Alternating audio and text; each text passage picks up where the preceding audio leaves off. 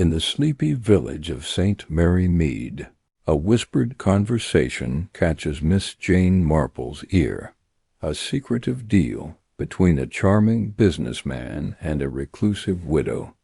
As cryptic visitors, hidden ledgers, and stolen keys unravel a web of deceit, Miss Marple's piercing stare cuts through the lies. From hushed tea shop talks to a tense village showdown, follow her sharp mind as she exposes a clandestine plot that threatens to shatter the village's peace. Can she unravel the truth before the deal's dark consequences come to light? Chapter 1. The Whisper in St. Mary Mead. The village of St. Mary Mead lay nestled in a gentle fold of the English countryside, its thatched cottages and winding lanes bathed in the soft light of a late summer afternoon. The air carried the faint scent of roses and freshly cut grass, mingling with the distant hum of bees and the occasional trill of a blackbird. To an outsider, it might have seemed a place untouched by time, where nothing more dramatic than a missed delivery or a squabble over the church flower rota ever occurred. But to Miss Jane Marple, who had spent most of her life observing the quiet rhythms of this unassuming village, St. Mary Mead was a microcosm of human nature, where secrets simmered beneath polite smiles and carefully tended gardens. Miss Marple sat in her favorite armchair by the window of her small, neat sitting-room, her knitting needles clicking softly as she worked on a pale blue shawl. The window was open, letting in a warm breeze that stirred the lace curtains. From her vantage point she could see the high street, where villagers went about their daily routines, Mrs. Price, the postmistress, bustling into the shop with a bundle of letters, young Tommy Pierce pedaling his bicycle with reckless abandon, and the vicar, Reverend Clement, pausing to chat with a parishioner outside the church gate. It was a scene she had witnessed countless times, yet Miss Marple never tired of it. To her, every gesture, every glance, was a thread in the intricate tapestry of village life, and she had long ago learned to spot the loose threads that hinted at something amiss. This particular afternoon, however, her attention was drawn not to the street, but to the faint murmur of voices drifting from the tea shop across the way. The Rose and Crown Tea Room, with its chintz tablecloths and mismatched china, was a hub of village gossip, and Miss Marple had a knack for picking up snippets of conversation that others might overlook.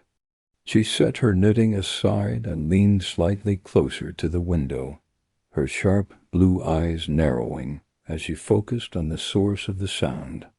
Two figures sat at a table near the tea shop's open door, their heads bent close together, their voices low but urgent. Miss Marple recognized them at once. Mr. Reginald Hawthorne, a prosperous businessman who had recently purchased the grand manor house on the edge of the village, and Mrs. Clara Winthrop, a widow known for her reclusive habits and sharp tongue. Their conversation was too soft for Miss Marple to catch every word, but certain phrases floated across the still air, sharp and distinct. "It must be done discreetly," Mr. Hawthorne was saying, his voice taut with insistence. "No one can know, Clara. Not a soul." Mrs. Winthrop's reply was quieter, almost a hiss. "You're asking too much, Reginald. If this gets out, it won't," he cut in, his tone firm. "Not if we're careful. The deal is set, and the stakes are too high to back out now." Miss Marple's fingers paused on her knitting, though her expression remained serene. A deal, she thought. In St. Mary Mead, the word deal could mean anything from a handshake over a second-hand car to something far more sinister. She had seen enough of human nature to know that when people spoke of discretion and high stakes, they were rarely discussing something innocent. Her mind began to turn, sifting through possibilities as effortlessly as her fingers worked the wool. Mr. Hawthorne was a newcomer, having arrived only 6 months ago, and though he had charmed the village with his polished manners and generous donations to the church fund, Miss Marple had always sensed a certain calculation in his demeanor. Mrs. Winthrop, on the other hand, was a native of St. Mary Mead, but her recent withdrawal from village life had raised eyebrows. What could have brought these two together, and what was this clandestine deal that required such secrecy? She adjusted her spectacles and resumed her knitting, though her ears remained attuned to the conversation. The voices dropped even lower, and soon the two figures rose from their table, parting ways with a curt nod. Mr. Hawthorne strode briskly toward the high street, his hat tilted at a jaunty angle, while Mrs. Winthrop pulled her shawl tighter around her shoulders and hurried in the opposite direction toward her modest cottage on Lavender Lane. Miss Marple watched them go, her mind already weaving a pattern from the fragments she had overheard. It was not much to go on, but Miss Marple had solved mysteries with less.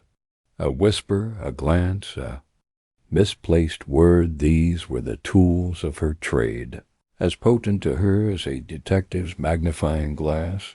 The afternoon wore on, and the village settled into its usual rhythm. Miss Marple decided to take her customary walk to the post office, partly to collect her mail, and partly to gauge the mood of the village. She slipped on her sturdy shoes, pinned her hat in place, and stepped out into the warm sunlight, her walking stick tapping lightly on the cobblestones. As she passed the tea shop, she noted that the table where Mr. Hawthorne and Mrs. Winthrop had sat was now occupied by Mrs. Price and Miss Hartnell, the latter gesticulating animatedly as she recounted some piece of gossip. Miss Marple smiled to herself. Gossip, she knew, was often the first clue to a deeper truth, though it required a careful hand to separate fact from embellishment. At the post office, Mrs. Price greeted her with a cheerful wave. "Good afternoon, Miss Marple. Lovely day, isn't it? I've got a letter for you. Looks like it's from your nephew, Raymond." "Thank you, Mrs. Price," Miss Marple said, accepting the envelope with a nod. "Anything interesting happening in the village?" Mrs. Price leaned forward, her eyes gleaming with the delight of sharing news. "Well, now that you mention it, there's been some talk about that Mr. Hawthorne. They say he's planning to renovate the manor, turn it into some sort of fancy retreat for city folk. Can you imagine St. Mary Mead, a tourist spot?" Miss Marple raised an eyebrow. "A retreat? That sounds ambitious. Has he mentioned anything about his plans?" "Not a peep," Mrs. Price said, lowering her voice conspiratorially. "But I heard from Mrs. Clement that he's been meeting with some odd sorts people from London, she reckons. And then there's Mrs. Winthrop, always skulking about these days. I saw her coming out of the manor last week, looking like she'd seen a ghost."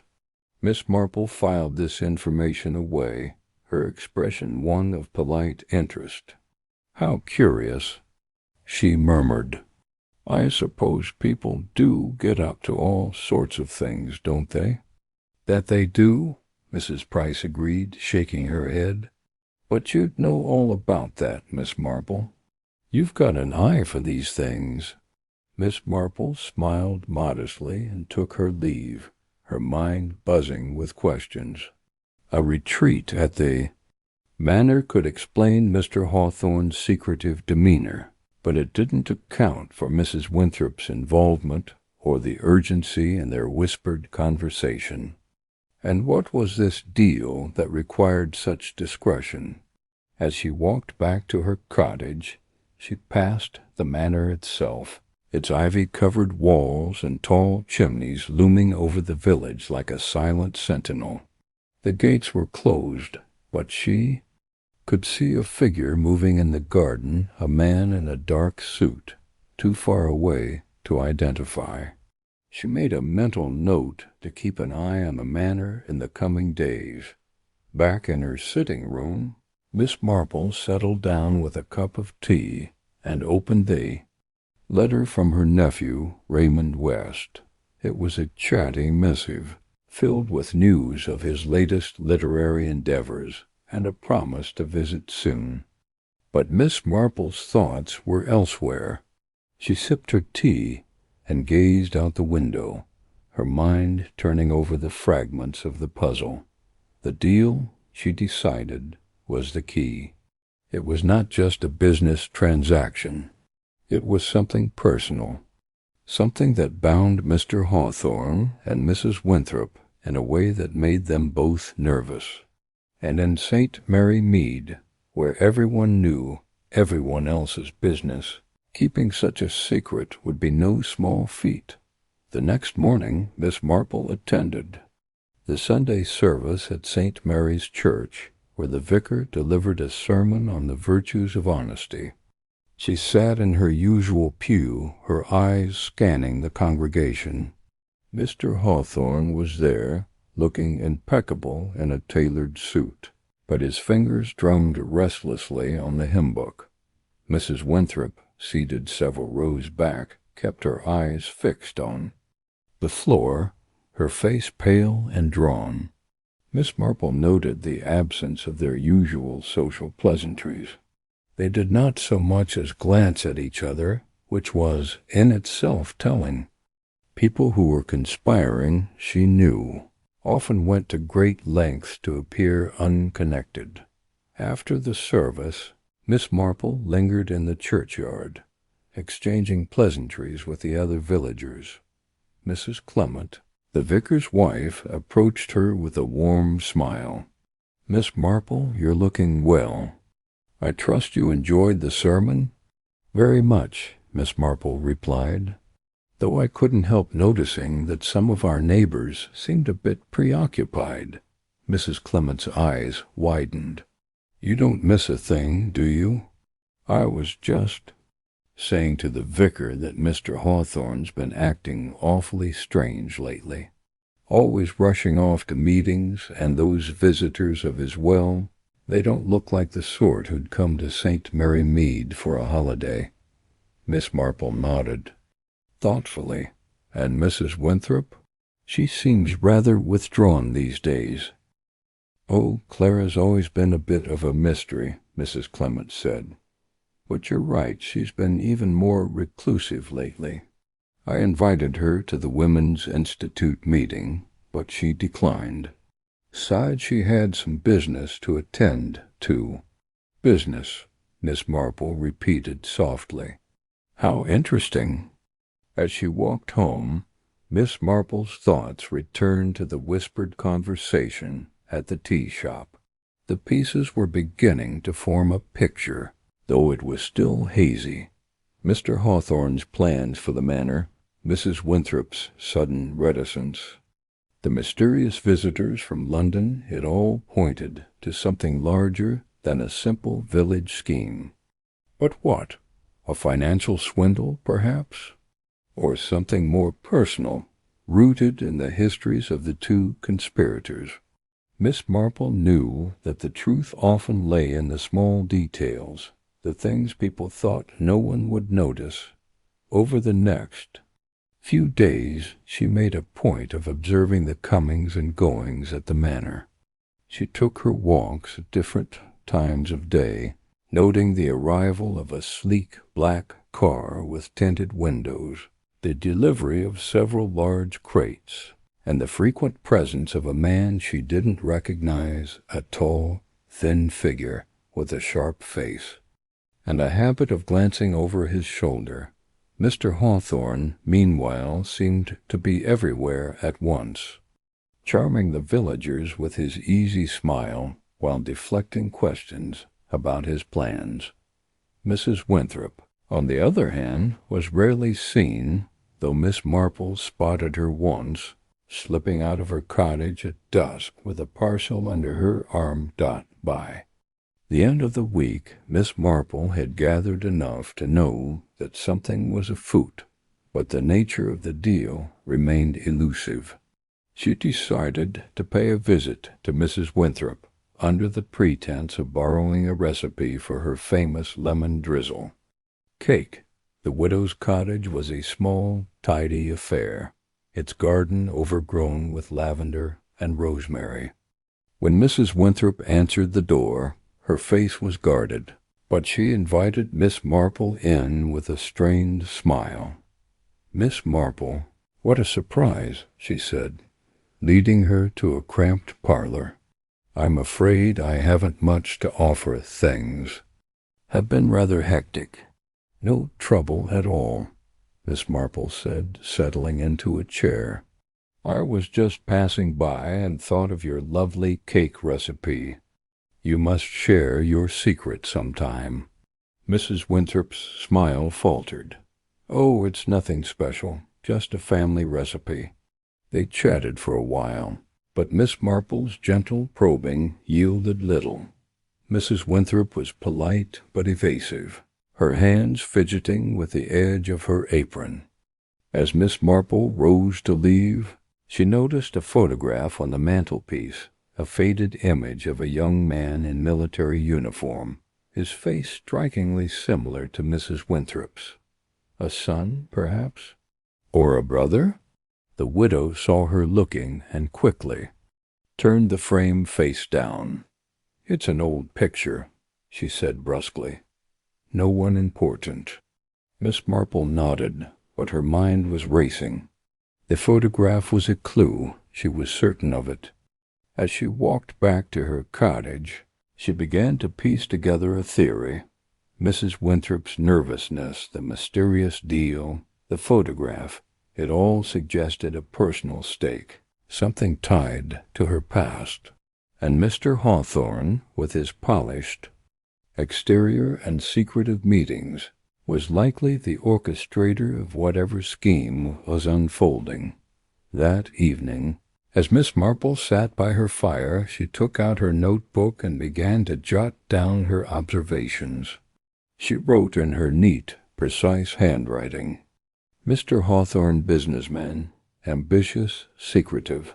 Mrs. Winthrop withdrawn, possibly hiding a personal connection to the deal. The manor center of activity, visitors from London, crates. A deal requiring discretion, financial, blackmail? Something tied to the past? She paused, tapping her pencil against the page. The truth was there, she knew, waiting to be uncovered. All it required was patience, observation, and a keen understanding of the human heart.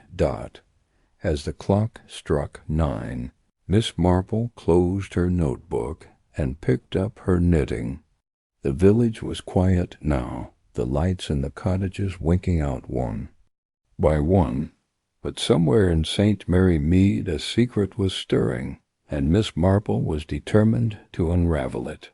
She had heard the whisper, seen the glances, and felt the undercurrent of unease. The clandestine deal, whatever it was, would not remain hidden for long, not with Miss Marple's piercing stare, watching from the sidelines. Chapter 2. A shadow at the manor. The sun dipped low over St. Mary Mead, casting long shadows across the cobblestone paths and thatched roofs of the village. The air was crisp, carrying the faint scent of autumn leaves and chimney smoke. Miss Jane Marple sat by her window, her knitting needles clicking softly as she worked on a pale blue shawl. Her eyes, however, were not on the wool, but on the street below, where the usual rhythm of village life seemed slightly off-kilter. A stranger had arrived that morning, and in a place like St. Mary Mead, where newcomers were as rare as a frost in July, this was no small matter. The stranger had alighted from a sleek black car that purred to a stop outside the gates of Haverford Manor, the grandest house in the village.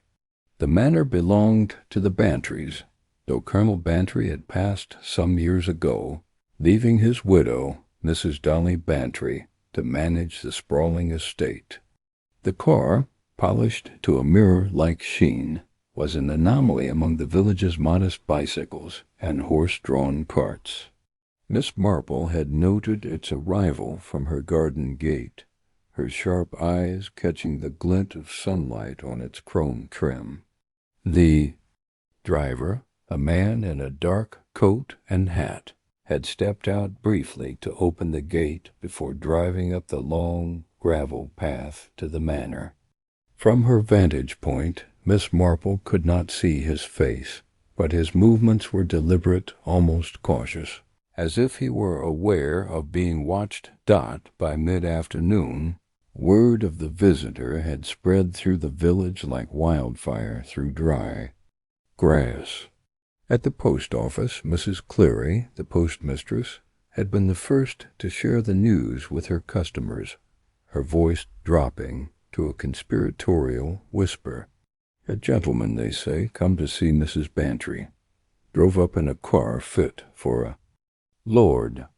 Not from these parts, mark my words. By the time the gossip reached the tea-shop, where Miss Marple had overheard the cryptic conversation the previous day, the stranger had been endowed with all manner of imagined traits, a foreign accent, a mysterious past, perhaps even a connection to royalty. Miss Marple, however, placed little stock in such embellishments. She preferred facts, and facts were what she intended to uncover. That evening, as the village settled into its quiet routines, Miss Marple donned her coat and hat, her movements spry despite her years.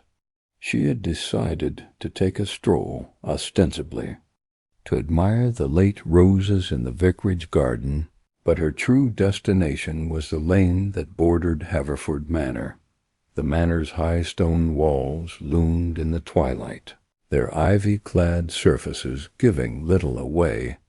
Miss Marple walked slowly, her stick tapping lightly on the ground, her eyes scanning the shadows. She had a knack for being in the right place at the right time, a skill honed by years of observing the subtle undercurrents of village life.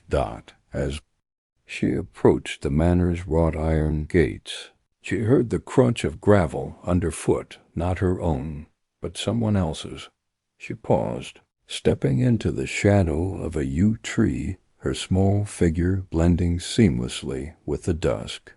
A moment later, a man emerged from the manor's drive, his silhouette framed against the faint glow of the house's windows.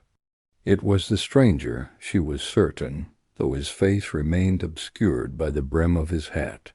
He carried a small leather case, and his pace was brisk, as if he were eager to be gone. He glanced over his shoulder once, twice, then disappeared. Down the lane toward the village's only inn, the blue board. Miss Marple's lips pursed slightly, a sign that her mind was already turning over possibilities. Who was this man, and what business could he have with Mrs. Bantry? The widow, though kind-hearted, was not known for entertaining strangers, especially not those who arrived unannounced. The manor, despite its grandeur, was not a hub of social activity.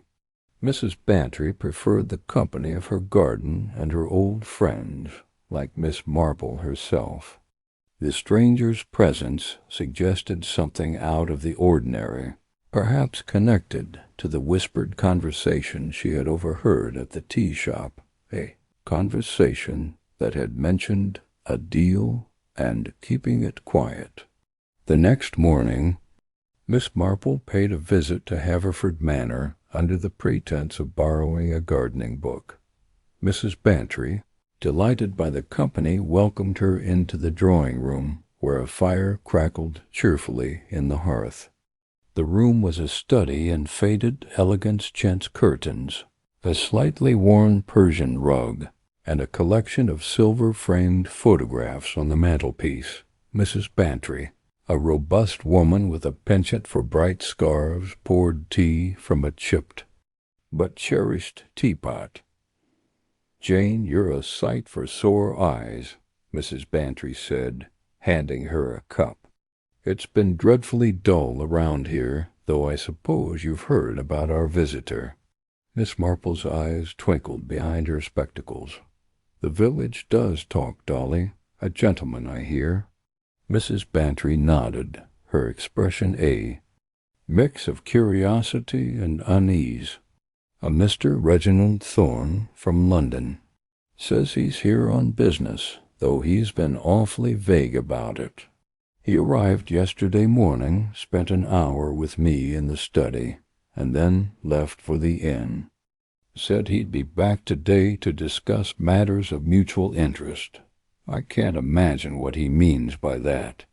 Miss Marple sipped her tea, her mind cataloguing every detail. "Did he mention what sort of business?" "Not a word, Mrs. Bantry replied, frowning. "He's polite enough, but there's something about him too smooth, if you know what I mean.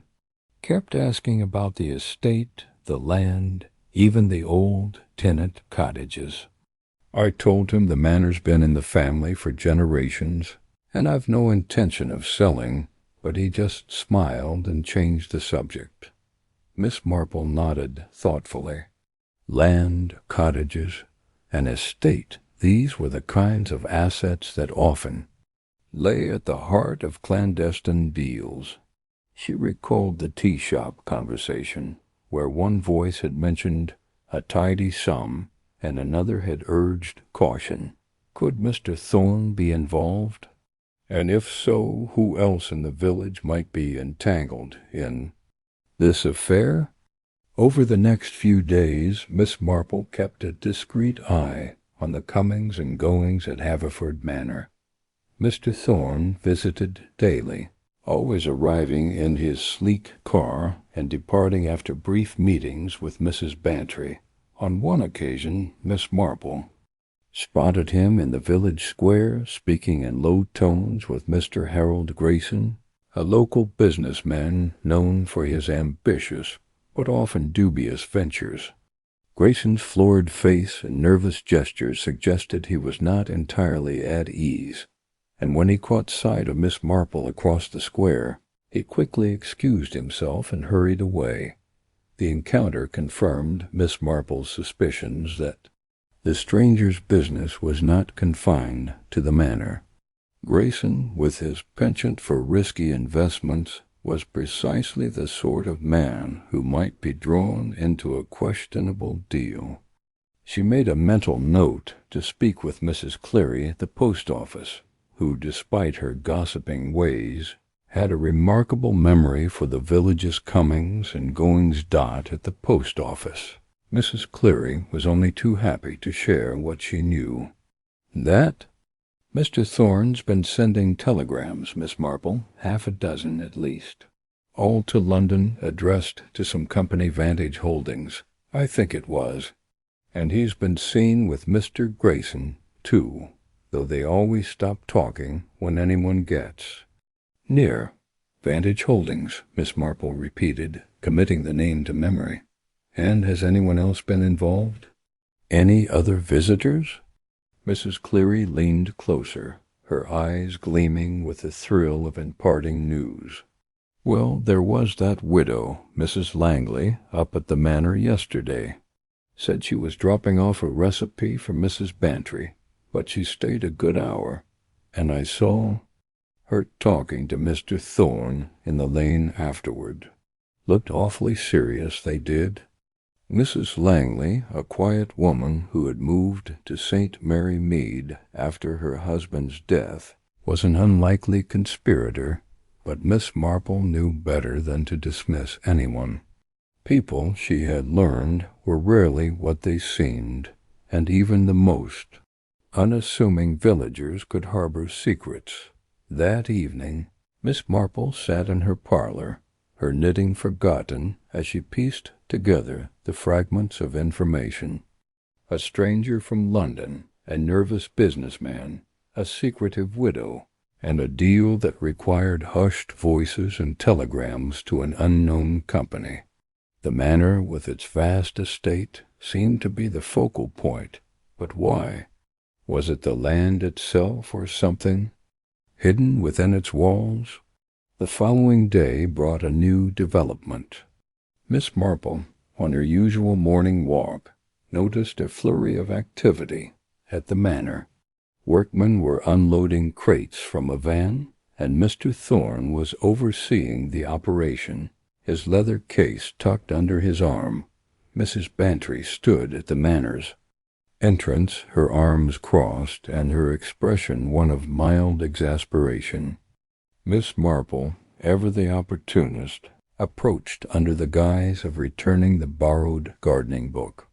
"Dolly, you seem terribly busy," she said, her tone light, but her eyes sharp. Mrs. Bantry sighed. "It's this Mr. Thorne. He's brought in these men to survey the estate, something about assessing its value. I told him I'm not selling, but he insists it's just a precaution. I don't like it, Jane. It feels underhanded." Miss Marple's gaze drifted to the workmen, who were measuring the boundaries of the manor's grounds. One of them, a young man with a clipboard, seemed particularly interested in the old tenant cottages, long since abandoned. She made a mental note to investigate further. That night, unable to sleep, Miss Marple sat by her window, her thoughts circling back to the manor. The cottages, she realized, might hold the key. They were part of the estate, but had been empty for years, their stone walls crumbling under the weight of neglect. Could they be the subject of the clandestine deal? A plan to develop the land, perhaps, or to conceal something more sinister.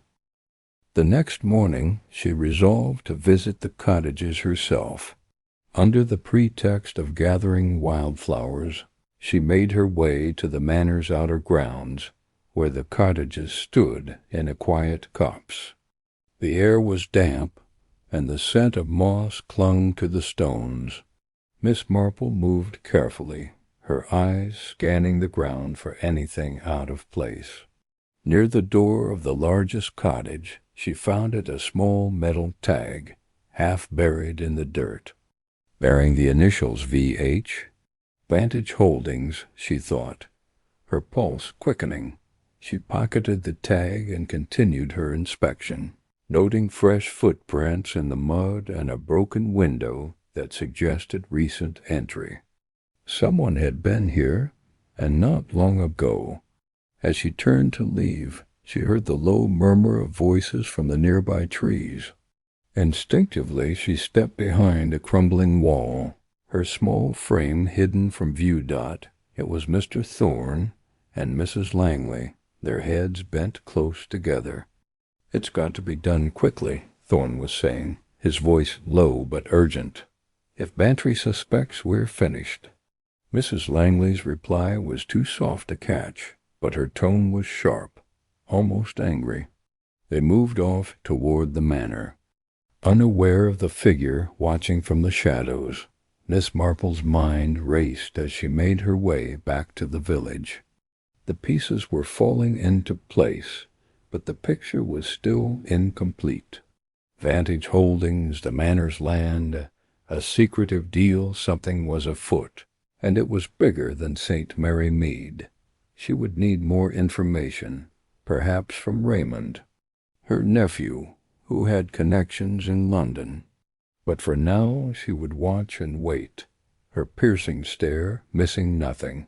Over the next week the village buzzed with speculation, but Miss Marple kept her own counsel. She attended a village fete, where she observed Mr. Thorne and Mr. Grayson in a heated exchange, their faces flushed and their gestures sharp. Mrs. Langley, meanwhile, avoided the gathering altogether, her absence noted by the ever-vigilant Mrs. Cleary. Miss Marple, sipping tea under a marquee, let her eyes roam over the crowd, picking out the subtle signs of unease a glance too long. A hand that trembled slightly by the time the fete ended. Miss Marple had made up her mind. She would need to get closer to the manor, perhaps even inside, to uncover the truth. She enlisted Mrs. Bantry's help, suggesting a small gathering at the manor to lift the village's spirits. Mrs. Bantry, eager for distraction, agreed, and invitations were sent out, including one to Mr. Thorne. The evening of the gathering was cool and clear, the manor's windows aglow with lamplight. Miss Marple arrived early, her eyes taking in every detail: the polished banisters, the heavy drapes, the locked door to the study where Mr. Thorne had met with Mrs. Bantry. As guests mingled, she slipped away, her steps silent on the thick carpet. The study door was ajar, and inside she found what she had hoped for, a ledger, left carelessly on the desk, its pages filled with figures and cryptic notes. She had only a moment to scan it before footsteps approached. Slipping the ledger back into place, she retreated to the shadows, her heart steady despite the risk. Mr. Thorne entered, his leather case in hand, and began rifling through the desk. He found the ledger, flipped through it, and muttered something under his breath before locking it in a drawer. Miss Marple returned to the gathering, her mind alight with possibilities. The ledger, she was certain, held the key to the deal, but she would need more time to examine it. For now she rejoined the guests, her gentle smile giving no hint of the storm brewing in her thoughts. As the days passed, Miss Marple continued her quiet investigation, piecing together the clues. She learned from Raymond that Vantage Holdings was a property company with a reputation for aggressive acquisitions. She also discovered, through a discreet inquiry, that Mrs. Langley's late husband had once owned a stake in the manor's land, a detail that had been conveniently forgotten by the village. The stranger, Mr. Thorne, remained a puzzle, but his frequent visits to the manor and his connections to Grayson and Mrs. Langley suggested he was the linchpin of the deal.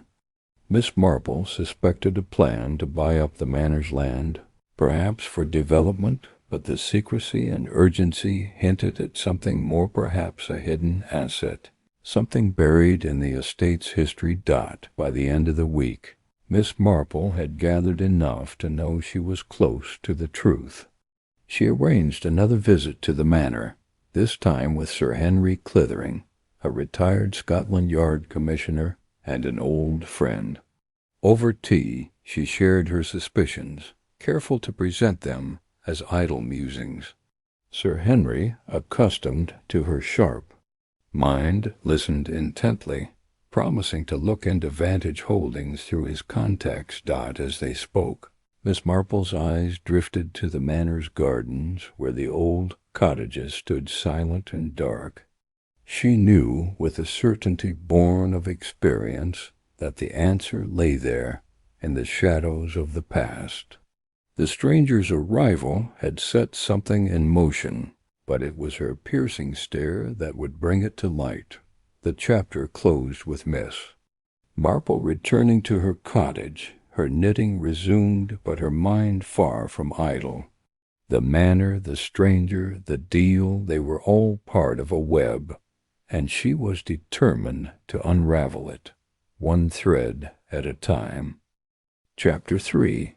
The curious letter the morning sun filtered through the lace curtains of Miss Marple's modest sitting-room in St. Mary Mead, casting delicate patterns on the polished oak floor. She sat in her favorite armchair, a cup of tea balanced. On the small table beside her, her knitting needles clicking rhythmically as she worked on a pale blue shawl. To an outsider, she might have appeared the picture of serene domesticity, but her mind was far from idle. The cryptic conversation she had overheard at Mrs. Bantry's tea shop 2 days prior lingered in her thoughts, its fragments turning over, like pieces of a puzzle she had yet to fully assemble. The conversation had been between 2 men, their voices low and guarded, their words cloaked in vagueness. The deal must be finalized by the end of the month, one had said, his tone sharp with urgency. No mistakes this time, the other had replied, his voice softer but no less resolute. Miss Marple had not seen their faces clearly, half hidden as they were behind a large fern in the tea shop's corner, but she had recognized the cadence of their speech. One was Mr. Hargreaves, the local bank manager, and the other, she suspected, was Mr. Clement, the vicar's cousin, who had been staying in the village for the past fortnight. Their talk of a deal and no mistakes had piqued her interest, for in her experience such phrases rarely boded well. Now, as she knitted, her eyes drifted to the small writing desk by the window, where a letter lay folded among her correspondence. It had arrived that morning, slipped through her letter-box with no postmark, no return address, and no signature. The envelope was plain, the handwriting neat but unremarkable, as though the writer had taken pains to avoid recognition. Miss Marple set her knitting aside, adjusted her spectacles, and reached for the letter, unfolding it with care. The words, written in black ink, were brief but striking. Beware the deal that shadows the manor. Deceit wears a friendly face. Trust no one. She read it again, her lips pursed in thought. The warning was vague, yet it echoed the conversation she had overheard, reinforcing her suspicion that something clandestine was afoot in St. Mary Mead. The mention of the manor pointed unmistakably to the grand estate of the Pennington family, whose imposing Georgian manor stood on the outskirts of the village. The Penningtons were wealthy, influential, and in Miss Marple's view not entirely above suspicion. Their recent visitor, a tall, impeccably dressed man who had arrived in a sleek black car, had only deepened her curiosity. Miss Marple folded the letter and tucked it into her pocket, her mind already tracing connections. The manor, the deal, the mysterious visitor, and now this anonymous warning. It was a tangle, but one she was determined to unravel. She rose from her chair, smoothed her skirt, and decided to take a walk to the village post office. Mrs. Weatherby. The postmistress was a font of local gossip, and while Miss Marple never indulged in idle chatter, she had a knack for extracting useful tidbits without appearing to pry. The air outside was crisp, with the faint scent of autumn leaves. St. Mary. Mead was quiet as always, its cobblestone lanes lined with tidy cottages and blooming gardens.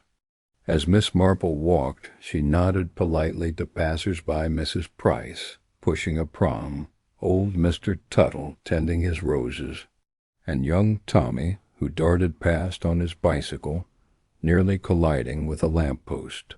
She reached the post office, a small building with a red-tiled roof, and stepped inside, the bell above the door jingling softly. Mrs. Weatherby, a plump woman with a penchant for bright scarves, looked up from sorting letters. "Good morning, Miss Marple. What brings you here?" "Not another. Parcel for your nephew. I hope he's always forgetting something, that Raymond West." Miss Marple smiled. "Not today, Mrs. Weatherby. I was wondering if you'd seen any unusual letters come through lately. Perhaps one without a postmark." Mrs. Weatherby's eyes widened. Her curiosity piqued. "Without a postmark, you say? That's odd, isn't it? I did notice a few letters this week that looked a bit, well, out of the ordinary. Hand-delivered, I'd wager, since they didn't come through the usual post. One was for Mrs. Pennington up at the manor, and another, now that I think of it, might have been for you. Plain envelope, no name on it?" Miss Marple nodded, her expression neutral, but her mind alert. "That sounds like it. Did you happen to see who left it?" Mrs. Weatherby shook her head. "I'm afraid not. It was just there in the box, this morning, mixed in with the rest. Could have been anyone, really. You don't think it's something serious, do you?" "Oh, I'm sure it's nothing," Miss Marple said lightly, though her thoughts were far from dismissive. "Just curious. That's all. Thank you, Mrs. Weatherby." She left the post office, her mind turning over the new information. A letter for Mrs. Pennington, too? That was interesting. The Pennington family, consisting of Mrs. Evelyn Pennington, her son George, and his wife Clara, had always been a subject of village talk. Evelyn was a formidable widow, elegant but distant, who managed the manor's affairs with an iron hand. George, her only son, was charming but weak-willed, often overshadowed by his mother. Clara, his wife, was younger, with a quiet demeanor that Miss Marple suspected hid a sharp intelligence. The mysterious visitor, whom Miss Marple had glimpsed only briefly, seemed connected to them. But how? As she walked back toward her cottage, Miss Marple's thoughts were interrupted by the sight of Mr. Hargreaves, the bank manager, hurrying across the village green.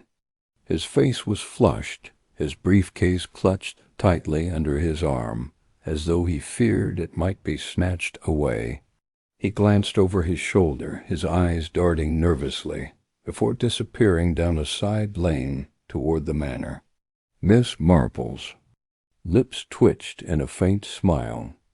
Mr. Hargreaves was not a man given to theatrics, yet his behavior suggested unease. Was he part of the deal she had overheard? And if so, what role did he play? Back at her cottage, Miss Marple settled at her writing desk and took out the anonymous letter again. She studied it closely, holding it up to the light to check for watermarks or other clues, but found none. The paper was ordinary, the ink standard, the handwriting deliberately unremarkable. Whoever had written it knew how to cover their tracks. She tapped her fingers lightly on the desk, considering her next move. The letter's warning, "Deceit wears a friendly face," suggested someone close to the manor, someone trusted by the Penningtons. But who? Her thoughts were interrupted by a knock at the door. It was Mrs. Bantry, her face alight with excitement. "Jane, you'll never guess what I heard at the Women's Institute meeting this morning. Clara Pennington let slip that they're expecting some sort of important visitor at the manor this week. She was vague about it, of course, but I got the sense it's something big. Business, perhaps. Or, I don't know, but it's all very mysterious, don't you think?" Miss Marple's eyes twinkled. "Very mysterious indeed, Dolly. Did Clara say anything else? Perhaps about a letter or a deal of some kind?" Mrs. Bantry frowned, thinking. "A letter? No, nothing like that. But she did mention something about George being terribly distracted lately. Said he's been spending hours in the manors library poring over old papers.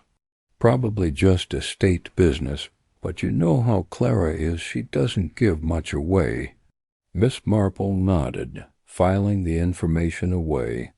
"Thank you, Dolly. You've been most helpful." Mrs. Bantry beamed, pleased to be of use, and left to continue her errands. Miss Marple, however, was already planning her next step. The Manor's library, with its shelves of dusty ledgers and family records, might hold clues to the deal, mentioned in the tea shop and the letter, but gaining access would not be easy. The Penningtons were private, and Miss Marple could hardly march up to the Manor and demand to see their papers. She would need a pretext, something subtle yet plausible. That afternoon she attended a village committee meeting at the church hall, where she knew Mrs. Pennington would be present. The meeting was ostensibly about organizing the upcoming harvest festival, but Miss Marple had other motives. She took her seat near the back, her knitting in her lap, and observed the room with her usual quiet intensity. Mrs. Pennington sat at the front, her posture regal, her silver hair swept into an elegant chignon.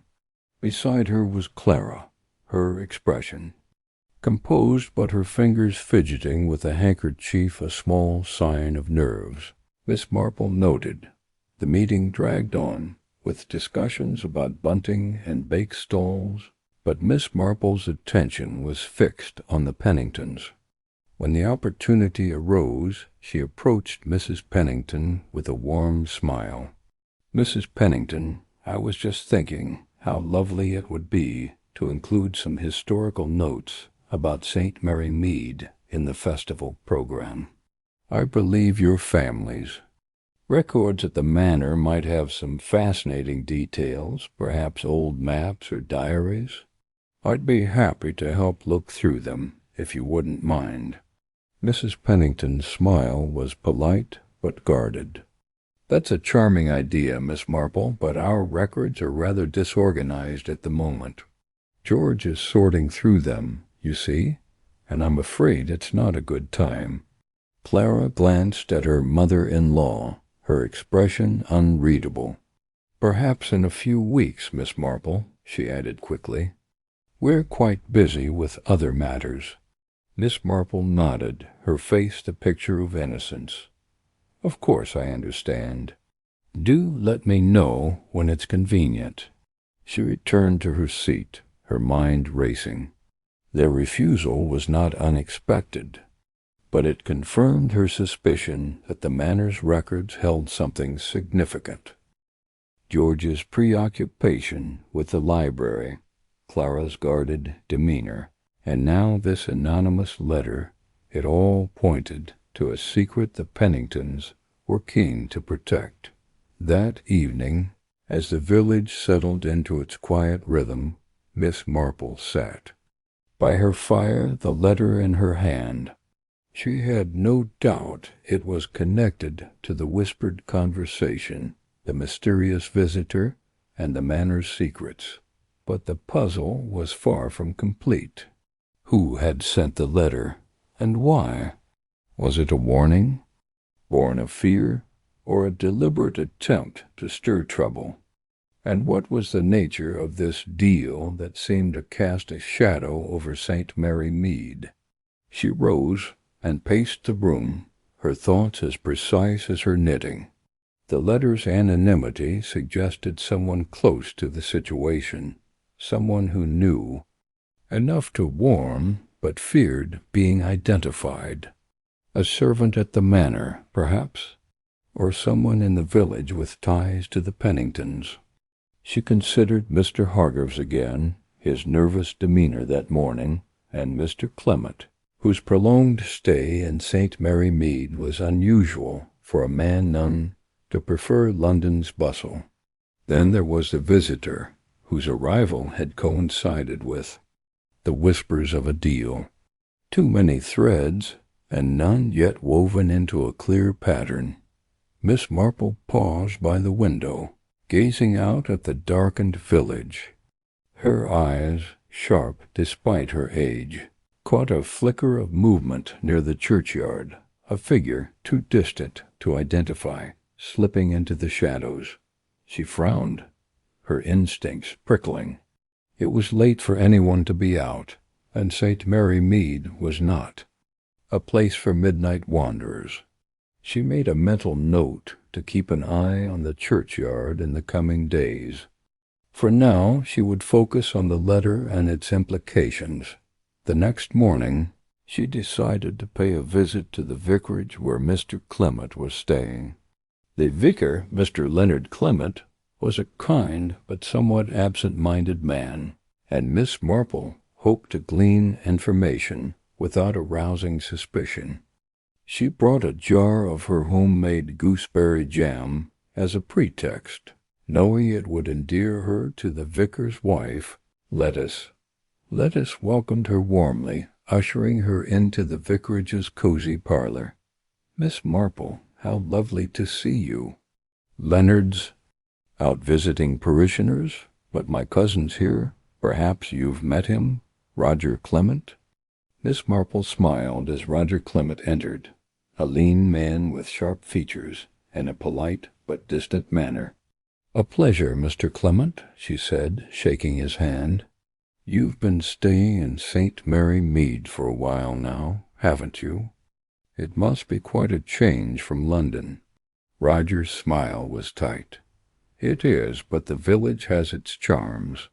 I'm helping Leonard with some parish matters, and, well, it's a chance to get away from the city's noise."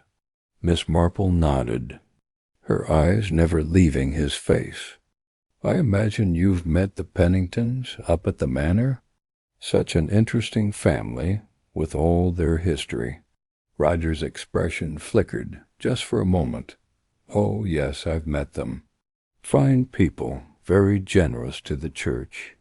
But I don't know them well." Miss Marple chatted a little longer, keeping her questions light and her tone innocuous. But as she left the vicarage, she was certain of one thing.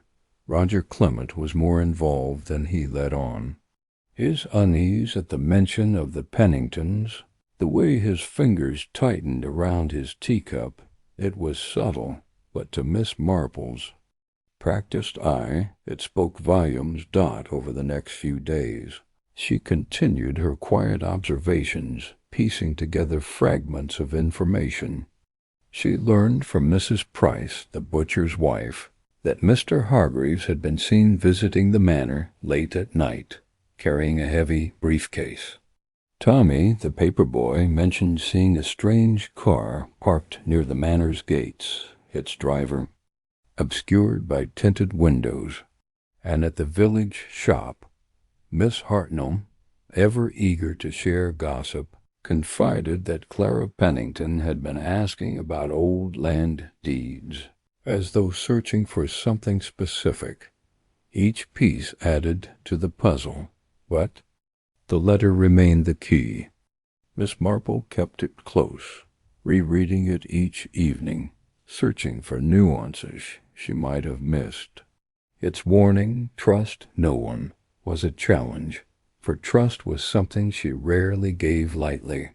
Yet she knew she could not unravel the mystery alone. She would need allies, however reluctant, and access to information beyond the village's reach. Her nephew, Raymond West, might be useful with his connections in London, but for now she would rely on her own resources, her sharp mind, her keen observation, and her unerring instinct for human nature. One afternoon, as she tended her roses, she noticed a figure lingering near her garden gate. It was Molly, one of the manor's maids, a young woman with a nervous disposition. Miss Marple called out to her, offering a cup of tea, and Molly, after a moment's hesitation, accepted. Over tea, Miss Marple gently probed, asking about life at the manor, the Penningtons' routines, and the mysterious visitor. Molly was hesitant, her eyes darting to the door as though expecting someone to burst in. "There's been a lot of coming and going lately," Molly admitted, her voice low. "Mrs. Pennington's been in a right state, snapping at everyone." And Mr. George, he's been locked in the library for hours, sometimes all night. I heard him arguing with that new gentleman, the one who came in the fancy car. Something about papers and money, and, oh, I shouldn't say." Miss Marple patted her hand. "You're not saying anything wrong, dear. Just helping an old lady understand. It's all very confusing, isn't it?" Molly nodded, her eyes wide. "It is, miss. And there was a letter. I saw it on Mrs. Pennington's desk, just like the one you got. No name, no nothing. It made her awful upset." Miss Marple's heart quickened, but she kept her expression calm. "A letter, you say? How interesting. Did you see what it said?" Molly shook her head. "No, miss, she burned it. Right quick. But I heard her tell Mr. George it was dangerous nonsense, and to ignore it." Miss Marple thanked Molly and sent her on her way with a slice of fruit-cake, her mind buzzing. Another letter, identical to hers, sent to Mrs. Pennington, and burned to hide its contents. The plot was thickening, and the manner was at its heart. She resolved to find a way into that library to see for herself what George Pennington was so intent on studying.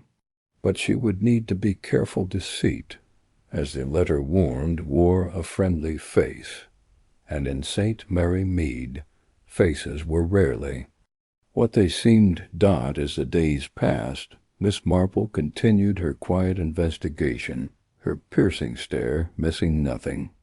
She noticed Mr. Hargreaves' increasingly haggard appearance, the way Clara Pennington avoided meeting her eyes at church, and the subtle glances exchanged between Roger Clement and the Manor's visitor at a village fete. Each observation was a thread, and she was weaving them together, slowly but surely, into a tapestry that would reveal the truth. One evening, as she sat by her fire, a new thought struck her. The letter's handwriting, though carefully neutral, had a faint flourish on the Y that reminded her of something or someone. She closed her eyes, letting her memory sift through the countless letters she had seen over the years. A name came to her unbidden. Miss Lavinia Gray, a former governess who had taught at the Manor years ago, and now lived quietly on the village's edge. Miss Gray was reserved, almost invisible, but she had a keen mind and a knack for noticing things others missed. Could she be the letter's author? And if so, why had she chosen anonymity? Miss Marple decided to pay Miss Gray a visit the next day.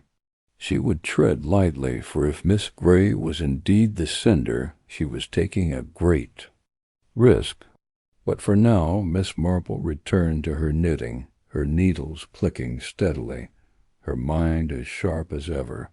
The letter was a warning, a clue, and a challenge, and she was determined to meet it.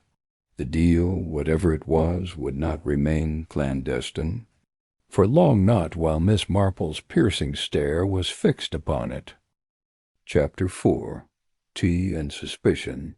The village hall of St. Mary Mead, with its polished wooden floors and faded floral curtains, was abuzz with a gentle hum of conversation.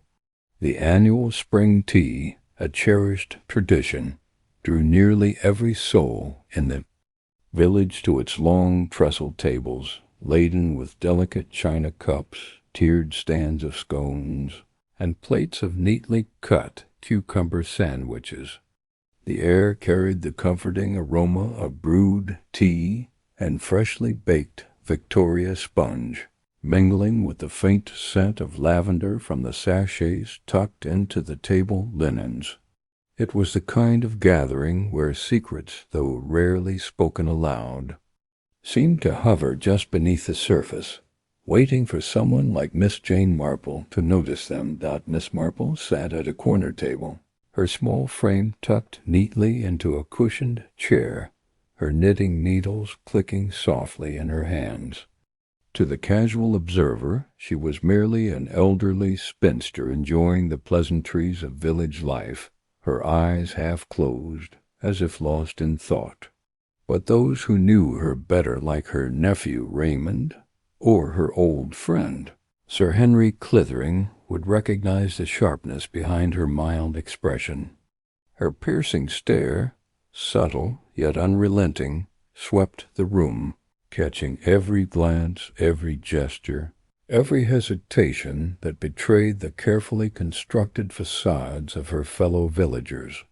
She sipped her tea, the delicate Darjeeling warming her throat, and let her gaze drift toward the center of the room, where the key figures of St. Mary Mead's recent intrigue were gathered. There was Mr. Reginald Hawthorne, the nervous businessman whose import-export company had recently expanded in ways that seemed to defy the sleepy economy of the village. His tailored suit was a touch too fine for the occasion, and his fingers fidgeted with the handle of his teacup, betraying a restlessness that Miss Marple found intriguing. Across from him sat Mrs. Eleanor Price, the secretive widow whose late husband's fortune was rumored to be tied to the grand manor on the hill. Her black silk dress, though elegant, was severe, and her eyes darted toward Mr. Hawthorne with a frequency that suggested more than casual acquaintance. Beside them, attempting to blend into the chatter, was young Dr. Thomas Lloyd, the village's new physician, whose polished manners and quick smile did little to mask the unease in his posture whenever the manor was mentioned. Miss Marple's lips curved into a faint smile as she noted these details. The cryptic conversation she had overheard at Mrs. Bantry's tea shop a week earlier, the one that hinted at a clandestine deal involving prominent villagers, had set her mind to work. The whispered phrases, the manor's stake, and not a word to anyone, had been enough to pique her curiosity, and now, here in the village hall, she sensed the threads of that mystery weaving together. She had no proof yet, only the instincts honed by years of observing human nature, but she was certain that the deal, whatever it was far from innocent. The room was crowded, the tables filled with familiar faces. Mrs. Bantry ever the gracious. Hostess flitted from group to group, her laughter ringing out as she ensured everyone's cups were filled. Colonel Bantry, her husband, stood near the door, discussing cricket with Mr. Clement, the vicar whose gentle demeanor belied a sharp mind of his own. The younger set Miss Marple's great-niece Clara and her friend Lucy. Islesborough chatted animatedly about the latest London fashions, their voices bright, but their glances occasionally straying to the same trio Miss Marple was watching. Hawthorne, Price, and Lloyd Dot, as Miss Marple reached for a scone, crumbling it delicately onto her plate. She recalled the anonymous letter she had found tucked into her knitting basket 2 days prior. Its warning of deceit had been vague, yet its tone urgent, and she had spent hours puzzling over its possible author. The letter had mentioned a shadow cast over the manor, a phrase that echoed the rumors surrounding the wealthy Langley family whose estate loomed over St. Mary Mead like a silent sentinel. The Langleys had been absent from the village for years, their manor maintained by a skeleton staff, but the recent arrival of a mysterious visitor, seen only in glimpses by the villagers, had stirred speculation. Was this visitor connected to the deal? And why did Mr. Hawthorne, Mrs. Price, and Dr. Lloyd seem so uneasy in one another's company? Her thoughts were interrupted by a burst of laughter from a nearby table, where Mrs. Bantry was regaling a group with a story about her Garden's prize roses. Miss Marple's eyes flicked toward her friend, noting the way Mrs. Bantry's gaze lingered on Mrs. Price, as if she, too, sensed something amiss. Mrs. Bantry was no fool, Miss Marple thought, but her approach to village gossip was far less methodical than Miss Marple's own. Still, she might have overheard something useful. "Jane, dear, you're awfully quiet today," Mrs. Bantry said, sweeping over to Miss Marple's table with a teapot in hand. "More tea? Or are you too busy unraveling the mysteries of St. Mary Mead?" Her tone was teasing, but her eyes held a spark of curiosity. Miss Marple smiled, her expression as placid as ever. "Oh, Dolly, I'm merely enjoying the company. Though I must say the village seems rather lively today." Mrs. Bantry raised an eyebrow, setting the teapot down. "Lively, you say? Well, I suppose you've noticed that lot over there." She nodded subtly toward Hawthorne, Price, and Lloyd. "Reginald's been jumpy as a cat all week, and Eleanor, well, she's never been one for idle chatter, but she's positively glacial today. As for young Dr. Lloyd, I swear he's avoiding half the room." Miss Marple's needles paused, her fingers resting lightly on the soft wool in her lap. "Have you heard anything unusual, Dolly? About the manor, perhaps?" Mrs. Bantry leaned closer, her voice dropping to a conspiratorial whisper. "Only that there's been some talk about the Langley estate. Something about a sale or a transfer of some kind. Nobody seems to know the details, but Reginald's been seen up at the manor more than once, and Eleanor's been asking odd questions about property laws. I wouldn't have thought much of it, but you know how tongues wag." Miss Marple nodded, her mind cataloguing this new information. A sale or transfer of the Langley estate would certainly explain the secrecy, but it didn't account for the tension she had observed. Property transactions, even large ones, were rarely conducted with such furtiveness unless something underhanded was afoot. She made a mental note to inquire further about the manor's ownership records, perhaps through her nephew Raymond, who had connections in London. As Mrs. Bantry moved on to greet another guest, Miss Marple's attention returned to the trio. Mr. Hawthorne was speaking now, his voice low but animated, his hands gesturing in a way that suggested he was trying to convince Mrs. Price of something. She, in turn, shook her head sharply, her lips pursed. Dr. Lloyd, caught between them, looked as though he'd rather be anywhere else. Miss Marple's eyes narrowed slightly. There was a dynamic here, a power struggle perhaps, or a disagreement over the terms of their deal. She would need to get closer. Rising from her chair with the slow, deliberate movements of someone who knew how to blend into the background, Miss Marple made her way toward the refreshment table, conveniently positioned near the trio. She busied herself with selecting a slice of cake, her ears attuned to their conversation. "Can't afford to wait much longer," Mr. Hawthorne was saying, his voice barely above a whisper. "The paperwork needs to be finalized before anyone else gets wind of it." Mrs. Price's response was sharp, her tone laced with irritation. "And I've told you, Reginald, we need to be certain. One misstep, and it's all for nothing." Dr. Lloyd cleared his throat, his voice softer, almost placating. "Perhaps we could discuss this later. This isn't the place." Miss Marple, slicing her cake with exaggerated care, noted the strain in Dr. Lloyd's voice. He was the outsider in this group, she thought, the one least comfortable with whatever scheme they were entangled in. His role intrigued her most of all. Why would a young doctor, new to the village, be involved in a clandestine deal? Was he a reluctant participant, or did he have his own motives? She returned to her table, her mind racing. The pieces were beginning to form a picture, though it was still incomplete. The whispered conversation at the tea shop, the anonymous letter, the mysterious visitor at the manor, and now this tense exchange all pointed to a deal centered on the Langley estate. But what was the nature of this deal?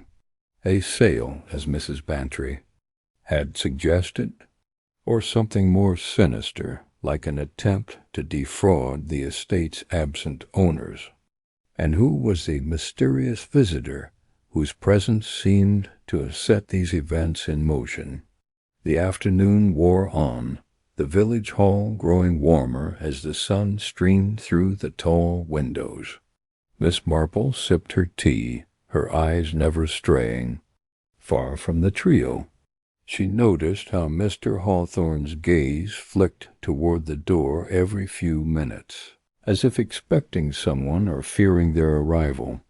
Mrs. Price, meanwhile, maintained her icy composure, but her fingers twisted the pearl bracelet on her wrist with a nervous energy that belied her calm exterior. Dr. Lloyd excused himself to speak with Clara and Lucy, his smile returning, but his shoulders still tense. Miss Marple's thoughts turned to the manor itself.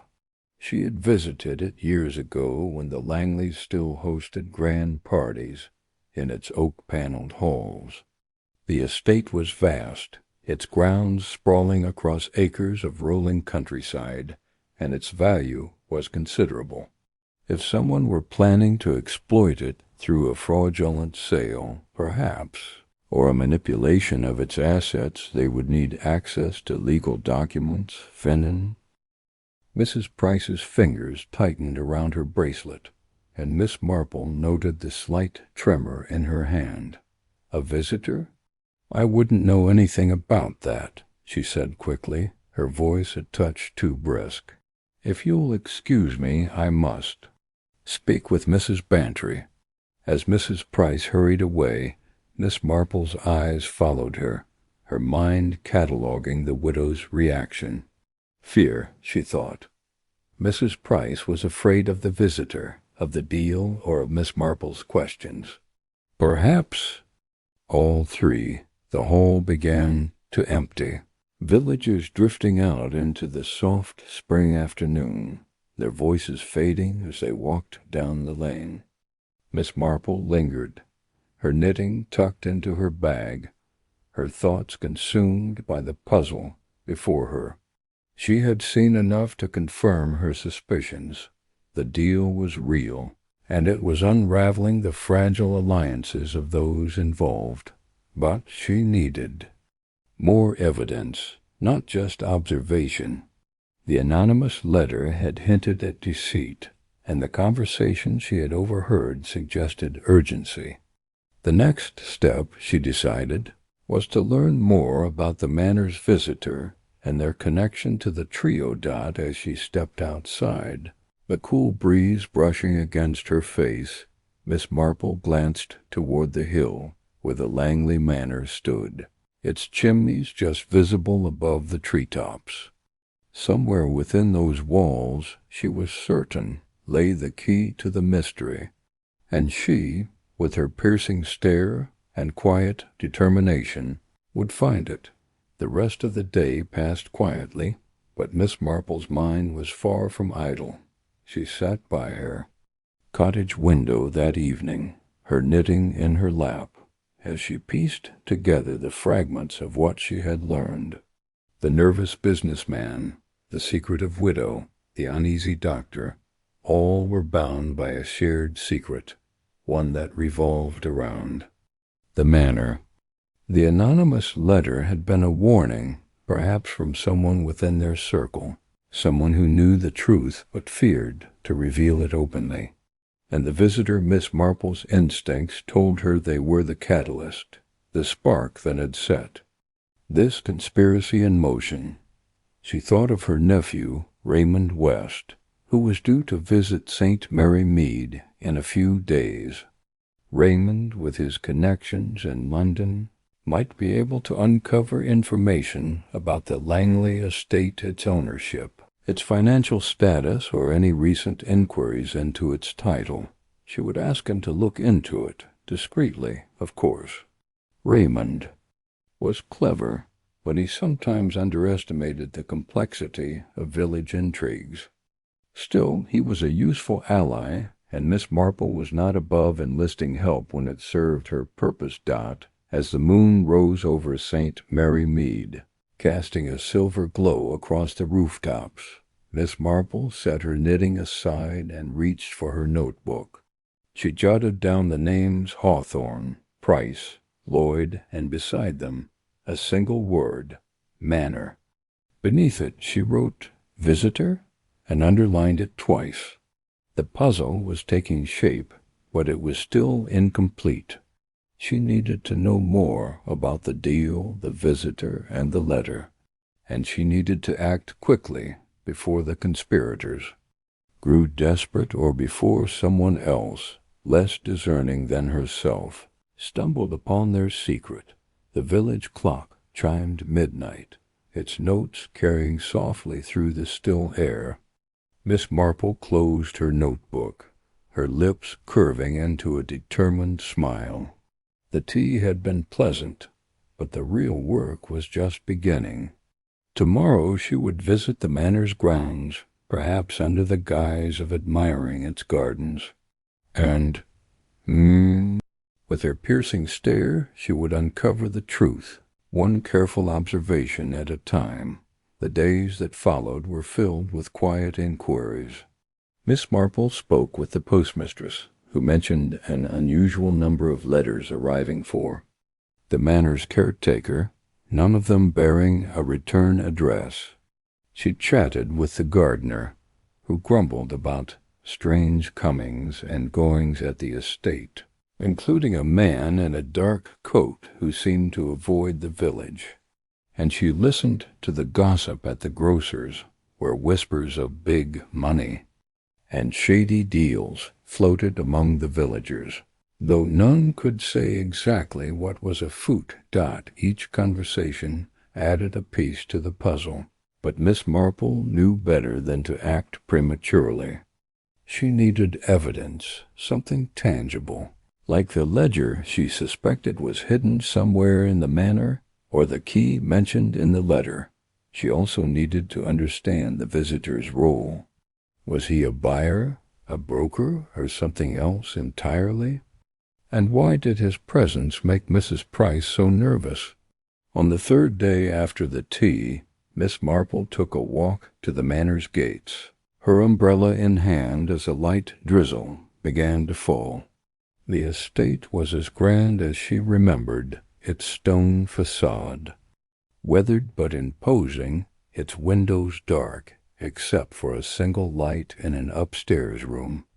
She lingered by the gate, ostensibly admiring the rose bushes, but her eyes were fixed on the drive, where a sleek black car was parked.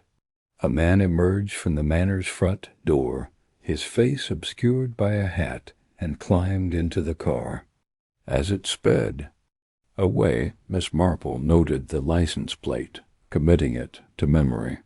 It was a small detail, but in her experience, small details often led to great revelations. That evening she telephoned Raymond, her voice calm but firm. "My dear, I wonder if you could do me a small favor," she said, explaining her request for information about the Langley estate. Raymond, ever indulgent of his aunt's little hobbies, agreed to make inquiries, though he couldn't resist a teasing remark about her penchant for finding mysteries where none existed. "Oh, Raymond," Miss Marple replied, her tone light but her eyes sharp, "you'd be surprised what one can find in a quiet village like St. Mary Mead." As she hung up the phone, Miss Marple felt a familiar thrill, the quiet excitement of closing in on a mystery. The tea had been a turning point, a moment when the conspirators' masks had begun to slip. Now, with her piercing stare and relentless curiosity, she would follow the trail wherever it led, until the clandestine deal was laid bare and justice, as always, prevailed in the village. Chapter 5. The hidden ledger. The morning sun filtered through the lace curtains of Miss Marple's sitting room, casting delicate patterns on the polished oak floor. She sat in her favorite armchair, a cup of tea cooling on the table beside her, her knitting needles clicking rhythmically as she pondered the events of the past few days. The cryptic conversation at the tea shop, the mysterious visitor at the manor, the anonymous letter, each piece of the puzzle seemed to point to something larger, something carefully concealed in the heart of St. Mary Mead. Her sharp eyes, though softened by age, missed nothing, and her mind was already sifting through the possibilities, like a gardener tending to a bed of clues. The village had been abuzz since the gathering at the vicarage the previous evening. Miss Marple had observed the subtle glances, the nervous fidgeting, the way certain villagers avoided each other's gaze. There was Mr. Reginald Hawthorne, the businessman with a penchant for flashy cufflinks, and a smile that never quite reached his eyes. There was Mrs. Clara Winthrop, the widow who had recently returned to St. Mary Mead after years abroad, her demeanor as guarded as a locked gate. And then there was young Dr. Thomas Haydock, whose earnest face seemed at odds with the way he hovered near the manor's occupants, as if tethered by some invisible thread. Miss Marple's piercing stare had noted all of this, and she knew that the truth lay in the details that others might overlook, but which she could not ignore. She set her knitting aside and reached for the small notebook where she jotted down her observations. The anonymous letter slipped under her door 2 days ago had been brief but chilling. Deceit runs deep in the village. Beware the deal that binds them. The handwriting was unfamiliar, the paper plain, but the weight of the words lingered. Miss Marple had no doubt it was connected to the whispered conversation she had overheard at Mrs. Price's tea shop, where 2 voices, one male, one female, had spoken of the arrangement and the manor. The manor, of course, belonged to the Bantrys, though Colonel Bantry had passed away some years ago, leaving Mrs. Dolly Bantry to manage the estate with her characteristic blend of charm and disarray. Could Mrs. Bantry be involved? Unlikely, Miss Marple thought, but not impossible. People she knew were capable of surprising depths. Her thoughts were interrupted by a soft knock at the door. It was Ethel, her young maid, with a tray of scones and a fresh pot of tea. "Mrs. Bantry sent over some papers, miss," Ethel said, setting the tray down. "Said you might find them useful. They're from the manor's accounts, I think." "Miss." Marple's eyes brightened. "Thank you, Ethel. Please leave them on the table." As the girl retreated, Miss Marple's gaze fell on the small stack of documents tied with a ribbon. Mrs. Bantry, bless her, was not the most organized of women, but she had a good heart and a knack for trusting Miss Marple's instincts. If these papers were from the manor's accounts, they might hold the key to unraveling the mystery of the clandestine deal. She untied the ribbon and began to leaf through the papers. Most were mundane receipts for coal, invoices for repairs. To the manor's roof, a list of expenses for the annual garden party. But tucked among the pages was a single sheet that caught her attention.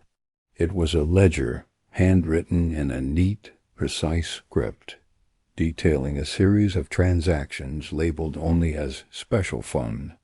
The amounts were substantial hundreds of Pounds moving in and out over the past 6 months, with no clear indication of their purpose. The names attached to the transactions were initials only, R.H.C.W. T.H. Miss Marple's lips pursed. Reginald Hawthorne, Clara Winthrop, Thomas Haydock. It was too neat to be a coincidence. She leaned back in her chair, her mind racing. A clandestine deal, a secretive fund, and 3 villagers whose behavior at the vicarage had betrayed their unease. But what was the nature of this deal? Was it blackmail, fraud, or something more sinister? The ledger offered no answers, only questions, and Miss Marple knew she would need to tread carefully. If the document was as important as it seemed, its existence would not go unnoticed for long. She decided to visit Mrs. Bantry at the manor. If anyone could shed light on the ledger's origins, it would be Dolly, who, despite her scatterbrained nature, had a surprising knack for noticing things when prompted. Miss Marple tucked the ledger into her handbag, slipped on her coat, and set out for Gossington Hall. The walk to the manor was pleasant, the autumn air crisp and the hedgerows ablaze with color. St. Mary Mead was at its most charming in the fall, with its thatched cottages and winding lanes, but Miss Marple's mind was elsewhere. She recalled a conversation from years ago, when a similar ledger had surfaced in the village, tied to a scheme involving forged paintings. That case had taught her the importance of following the money, and she suspected this ledger would lead her to the heart of the current mystery. Mrs. Bantry was in the drawing-room, surrounded by a chaos of fabric swatches and gardening catalogues. "Jane, darling," she exclaimed, rising to greet her friend, "you're just in time to save me from this dreadful upholstery decision. Velvet or chintz? I can't make up my mind." Miss Marple smiled. "I'm afraid I'm here on a rather less decorative matter, Dolly. I found something among the papers you sent over." She produced the ledger and handed it to Mrs. Bantry, whose brow furrowed as she examined it. "Good heavens, Jane, where did this come from?" "I don't recall seeing it before. All those initials and figures, it looks terribly official, doesn't it?" "Terribly," Miss Marple agreed. "Do you know who might have access to the manor's accounts? Someone who could have left this behind?" Mrs. Bantry tapped her chin. "Well, there's Mr. Hawthorne, of course. He's been helping with the estate's finances since Arthur passed. Says it's his civic duty, though I suspect he enjoys poking his nose into things. And Dr. Haydock has been around rather a lot lately, hasn't he? Always checking on me, though I'm fit as a fiddle. As for Mrs. Winthrop, she's been to the manor a few times, but I can't imagine why she'd be involved in anything like this." Miss Marple nodded, storing the information away. "And the staff, anyone new or acting oddly?" Mrs. Bantry's eyes widened. "Now that you mention it, there's that new gardener, Mr. Finch. Quiet sort, keeps to himself. I caught him in the library the other day, looking at some old maps. Said he was interested in the estate's history, but it seemed a bit peculiar." Miss Marple's interest piqued. "A gardener in the library?" It was the sort of detail that could mean nothing or everything. "I'd like to speak with Mr. Finch, if I may, and perhaps take a look at the library myself." "Of course," Mrs. Bantry said, leading the way. The library at Gossington Hall was a grand room, lined with shelves of leather-bound books and heavy with the scent of old paper. Miss Marple's eyes swept over the room, noting the desk where the ledger might have been kept, the maps on the walls, the window overlooking the gardens. It was a room that held secrets. She was sure of it, Dot. Mr. Finch was summoned, a wiry man, with weathered hands and a guarded expression. "Ma'am," he said, nodding to Miss Marple, "Mrs. Bantry says you wanted to see me?" "Yes, Mr. Finch," Miss Marple said, her voice gentle but her eyes sharp. "I understand you were in the library recently, looking at maps. May I ask what you were hoping to find?" Finch shifted uncomfortably. "Just curious, ma'am. Old estates like this have a lot of history. I thought the maps might show how the land's changed over time."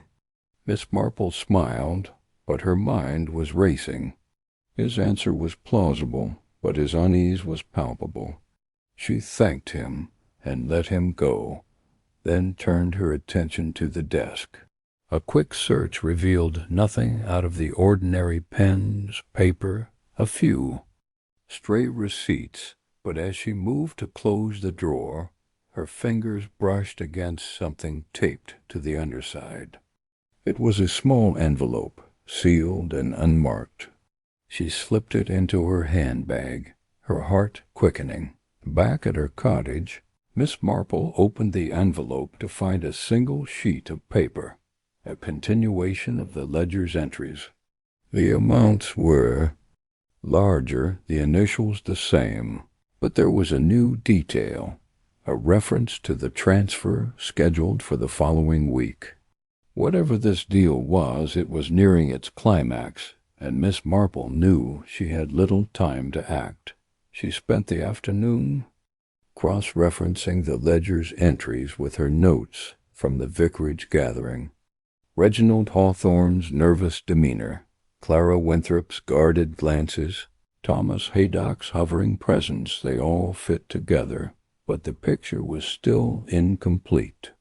The ledger suggested a financial scheme, perhaps tied to the Manor's estate, but the motive remained elusive. Was it greed, revenge, or something else entirely? As evening fell, Miss Marple received an unexpected visitor, Mrs. Clara Winthrop, her face pale and her hands trembling. "Miss Marple," she said, her voice barely above a whisper, "I need your help. I think I've gotten in over my head." Miss Marple ushered her into the sitting-room, her mind alert. "Tell me everything, Mrs. Winthrop," she said, her tone calm but firm. The widow hesitated, then began to speak. "It started months ago, when Mr. Hawthorne approached me about an investment opportunity. He said it was a chance to secure the Manor's future, to keep it in the village's hands. I didn't ask too many questions. I trusted him. But then I saw the ledger, and I realized it wasn't just about the Manor. There's something else, something they're not telling me." "They?" Miss Marple prompted. "Mr. Hawthorne and Dr. Haydock," Mrs. Winthrop said. "And someone else, I think." "Aye." "In the Manor's library," Mrs. Winthrop said. "It was on the desk, just for a moment. I didn't mean to pry, but it was open, and I couldn't help but read it. The next day it was gone." Miss Marple's mind raced. The ledger's disappearance, the envelope under the desk, Mrs. Winthrop's fear, it all pointed to a conspiracy that was unraveling. Someone was trying to cover their tracks, but they had underestimated Miss Marple's tenacity. "Leave it with me, Mrs. Winthrop," she said, "and say nothing to anyone, not yet." As the widow left, Miss Marple sat back, her knitting needles resuming their steady rhythm. The ledger was the key, but it was no longer in her possession. Someone had taken it, and she suspected they would go to great lengths to keep it hidden. But Miss Marple was not one to be deterred. She would watch, she would listen, and she would wait. The truth, she knew, had a way of revealing itself to those who looked closely enough. The next morning, She returned to the manor, determined to find the ledger or at least uncover more clues. Mrs. Bantry was out, but the housekeeper lit. Her in and Miss Marple made her way to the library once more. She examined the desk, the shelves, the maps on the walls, but found nothing new. As she stood by the window, however, she noticed something odd. A faint mark in the flower bed outside, as if someone had stood there recently, perhaps watching. The library dot, she stepped outside, her eyes scanning the garden. The mark was fresh, the soil disturbed, and nearby was a small scrap of paper, half buried in the dirt. She picked it up and saw a single word, transfer. It was enough to confirm her suspicions. Someone had been watching, waiting, perhaps planning to retrieve the ledger or destroy it. Miss Marple returned to her cottage and spent the afternoon piecing together the puzzle. The ledger, the initials, the transfer, it all pointed to a financial scheme involving the manor's estate, but the details remained elusive. She needed more information, and she knew just where to find it. The village postmistress, Mrs. Blades, who had a knack for knowing everyone's business without ever seeming to pry. Mrs. Blades was behind the counter, sorting letters, when Miss Marple arrived. "Good afternoon, Mrs. Blades," she said, her voice warm. "I was wondering if you'd noticed anything unusual lately, any letters or packages that seemed out of the ordinary?" Mrs. Blades's eyes gleamed with interest. "Well, now that you mention it, Miss Marple, there was a parcel for Mr. Hawthorne. Last week. Came from London, marked urgent. He was in a right state when he collected it. Kept looking over his shoulder, like he expected someone to jump out at him." Miss Marple nodded. "And Dr. Haydock? Has he been sending or receiving anything unusual?" Mrs. Blades leaned closer. "Funny you should ask. He's been getting letters from some firm and London legal types, by the look of the envelopes. I don't read the Post, mind you, but you can't help noticing the letterheads." Miss Marple thanked her and left, her mind buzzing. A parcel for Mr. Hawthorne, legal letters for Dr. Haydock. It was all coming together, but the final piece was still missing. She needed to see that ledger again, and she had a feeling it was closer than she thought. That evening she attended a village meeting at the town hall, where Mr. Hawthorne was scheduled to speak about the manor's future. The room was packed, the air thick with anticipation.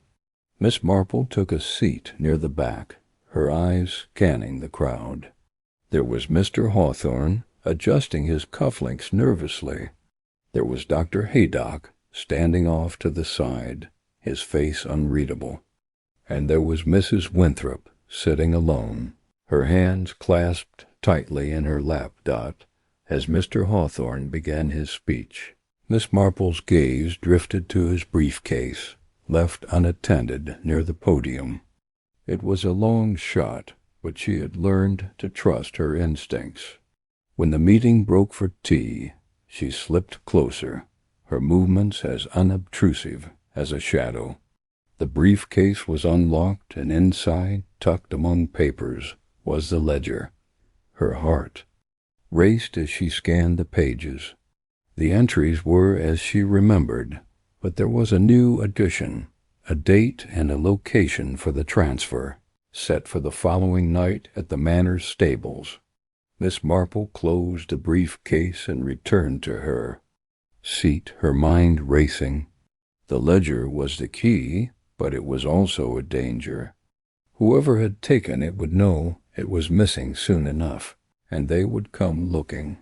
She left the meeting early, her thoughts consumed by the next steps. She needed to act quickly, but she also needed allies. Her nephew, Raymond West, would be arriving in the village tomorrow. and she knew he could help her access records that might confirm the ledger's implications. And then there was Sir Henry Clithering, her old friend from Scotland Yard, who had a knack for seeing through deception. As she walked home, the stars bright above St. Mary Mead, Miss Marple felt a quiet resolve. The clandestine deal was unraveling, and she was closer than ever to exposing the truth. The ledger had given her a glimpse into the heart of the conspiracy, but it was her piercing stare, her unyielding attention to detail, that would bring the culprits to light. Tomorrow, she would set her plan in motion, and the village would see justice done. Chapter 6. Echoes of the Past. The morning sun filtered through the lace curtains of Miss Marple's modest sitting-room in St. Mary Mead, casting delicate patterns on the polished oak floor.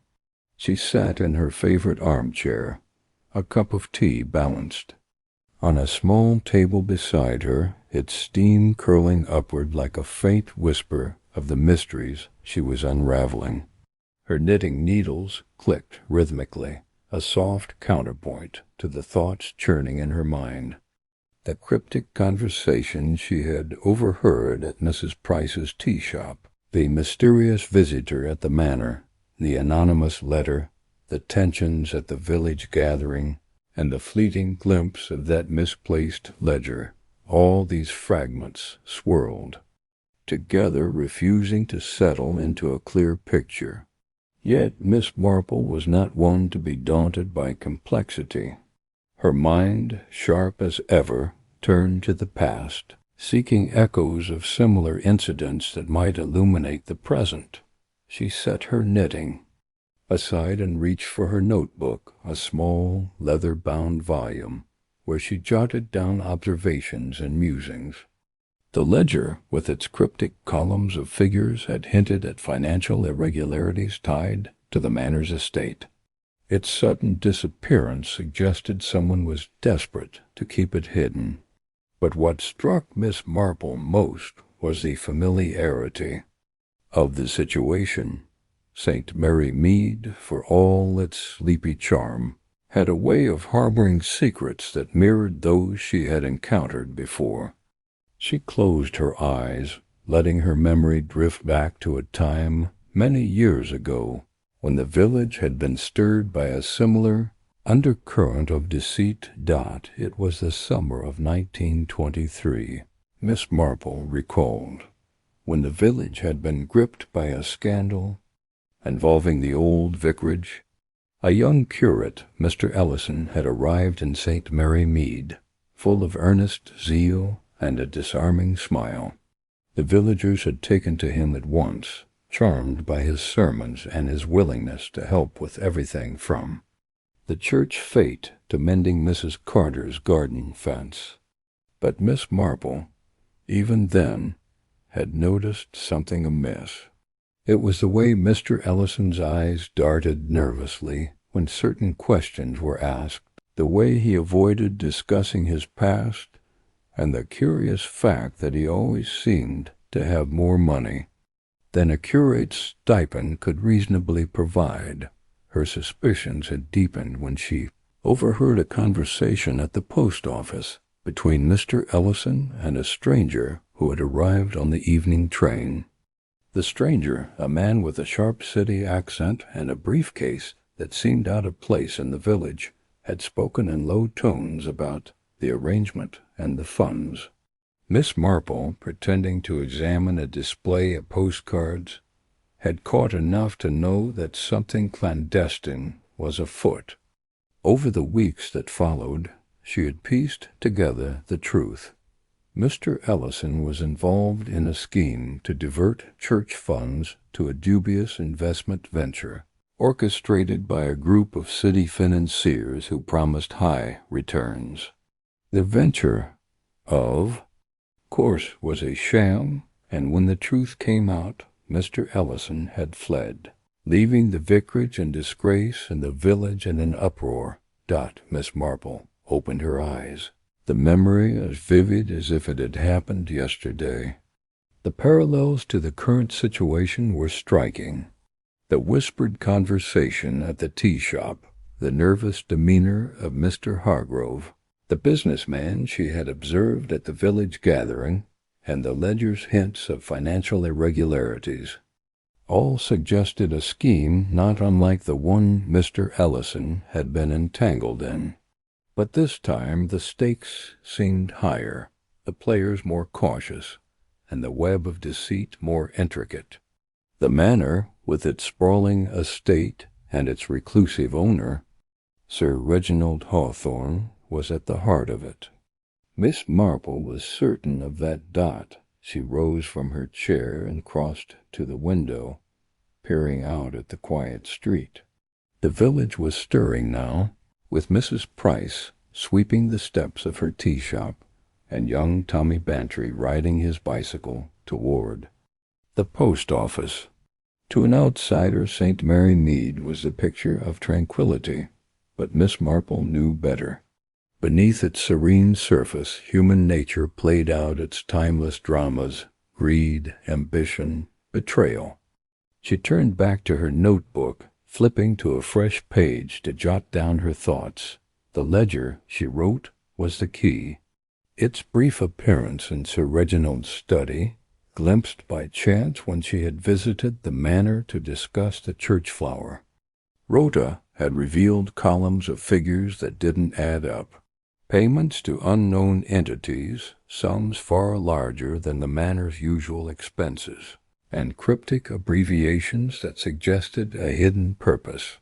Miss Marple had only a moment to study it, before Sir Reginald's housekeeper, Mrs. Norris, had whisked it away, claiming it was misplaced. But Miss Marple's memory was as sharp as her stare, and she had noted enough to know that the ledger pointed to a clandestine deal, likely involving the manor's estate. The question was, who was involved? Mr. Hargrove, the businessman, was an obvious suspect. His nervous glances at the village gathering, his hurried conversations with Sir Reginald, and his reluctance to discuss his business dealings all marked him as someone with something to hide.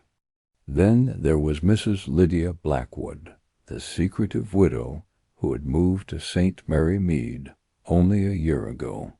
Her guarded demeanor and her unexpected familiarity with Sir Reginald suggested a connection that went beyond casual acquaintance. And what of the mysterious visitor at the manor? Miss Marple had caught only a glimpse of him, a tall man in a dark coat, arriving late at night, but his presence had set her instincts tingling. She tapped her pen against the notebook, her mind tracing the threads of the puzzle. The anonymous letter, slipped under her door 2 nights ago, had warned of deceit and danger, urging her to look to the manor. Its writer had taken care to disguise their handwriting, but Miss Marple suspected it was someone close to the conspiracy, perhaps a reluctant participant or a betrayed ally. The letter had confirmed what she already suspected. The clandestine deal was no mere rumor, but a carefully orchestrated scheme, one that threatened the stability of St. Mary Mead. As she pondered, a memory from another case surfaced, this one from her visit to Mead, a neighboring village, some years back. There, a similar web of financial deceit had unraveled when a local squire, Mr. Fortescue, had been swindled by a charming conman posing as an investment broker. The conman, a Mr. Percival, had convinced Mr. Fortescue to invest heavily in a fictitious railway scheme, using forged documents and a network of accomplices to maintain the illusion of legitimacy. Miss Marple, invited to Mead by her friend, Mrs. Bantry, had noticed the inconsistencies in Mr. Percival's stories, small slips. like his unfamiliarity with railway terminology or his overly polished manners. Her quiet observations had led to his exposure, saving Mr. Fortescue from ruin. The Dane Mead case, like the curate's scandal, offered clues to the present mystery. Miss Marple suspected that the clandestine deal in St. Mary Mead involved a similar promise of profit, perhaps tied to Manor's land or assets. Sir Reginald, though outwardly a respectable gentleman, had been struggling financially since his wife's death, a fact known to few but impossible to hide from Miss Marple's keen eye.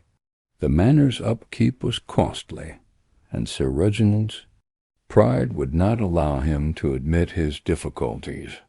Was he being lured into a scheme with promises of quick wealth, or was he perhaps a willing participant, driven by desperation or greed? Miss Marple set her notebook aside and reached for her tea, now lukewarm. She sipped it thoughtfully, her mind turning to the other players in the village. The vicar, Mr. Clements, had been unusually subdued of late, his sermons lacking their usual vigor. Could he be involved, or was he merely troubled by the undercurrents he sensed in his flock? And what of Mrs. Norris, the housekeeper? Her quick action to remove the ledger suggested either loyalty to Sir Reginald or a deeper complicity. Miss Marple made a mental note to speak with Mrs. Norris, perhaps under the guise of discussing the upcoming church bazaar. The clock on the mantel chimed 11, reminding Miss Marple of her appointment with Mrs. Bantry at the tea shop. She gathered her shawl and hat, her thoughts still on the past. The curate's scandal and the Dane Mead case had taught her that deceit often followed familiar patterns. People, she mused, were predictable in their weaknesses, greed, fear, the desire for status. But they were also careless, leaving trails of clues in their haste to cover their tracks. The ledger, the letter, the whispered conversation, these were the threads she would follow, weaving them into a pattern that would reveal the truth as she stepped out into the crisp morning air. Miss Marple's eyes scanned the village street, taking in every detail: the postman's hurried stride, the flutter of curtains in Mrs. Price's window, the faint sound of laughter from the schoolyard. St. Mary Mead was her world, and she knew its rhythms as well as she knew her own heartbeat. Somewhere in this quiet village, a clandestine deal was unfolding, its players unaware that Miss Marple's piercing stare was already upon them. She walked toward the tea shop, her steps measured but purposeful. Mrs. Bantry would be waiting, eager to share the latest village gossip, but Miss Marple had other plans. She would steer the conversation toward the manor, probing gently for any tidbit that might confirm her suspicions. The echoes of the past were guiding her, but it was her present observations that would unravel the mystery. And unravel it she would, for no secret could long withstand the quiet, relentless scrutiny of Miss Jane Marple. The tea shop was bustling when she arrived, its small tables crowded with villagers enjoying their mid-morning scones and tea. Mrs. Bantry. As the day wore on, Miss Marple made her rounds through the village, stopping to chat with Mrs. Price, the postmistress, and even young Tommy Bantry, who had a knack for noticing things others missed. Each conversation added a small piece to the puzzle. Mrs. Price mentioned a stranger who had been asking about the manor's history. The postmistress noted an unusual volume of letters addressed to Sir Reginald from London, and Tommy recounted seeing Mrs. Blackwood slipping out of the manor's side gate late one evening. By evening, Miss Marple was back in her sitting-room, her notebook open once more. She wrote down each new detail, cross-referencing it with her earlier notes.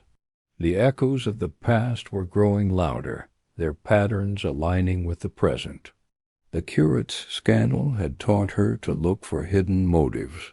The Dane Mead case had shown her the power of forged documents, and now, in St. Mary Mead, she saw the outlines of a similar scheme. A deal, perhaps to sell or lease part of the manor's estate, orchestrated by someone with the charm and cunning to exploit Sir Reginald's vulnerabilities. Mr. Hargrove, with his nervous demeanor and city connections, was a likely candidate. But Miss Marple knew better than to settle on one suspect too soon. She closed her notebook and leaned back in her chair, her eyes drifting to the window. The village was quiet now, its lights winking out one by one as night fell. But somewhere out there, in the shadows of the manor or the back rooms of the tea shop, the clandestine deal was moving forward, its players unaware that Miss Marple was closing in. The past had given her the tools to see through their deception, and the present would provide the final clues. With a faint smile, she picked up her knitting, the click of her needles a steady reminder that patience and observation would always prevail. The days that followed were a flurry of quiet investigation.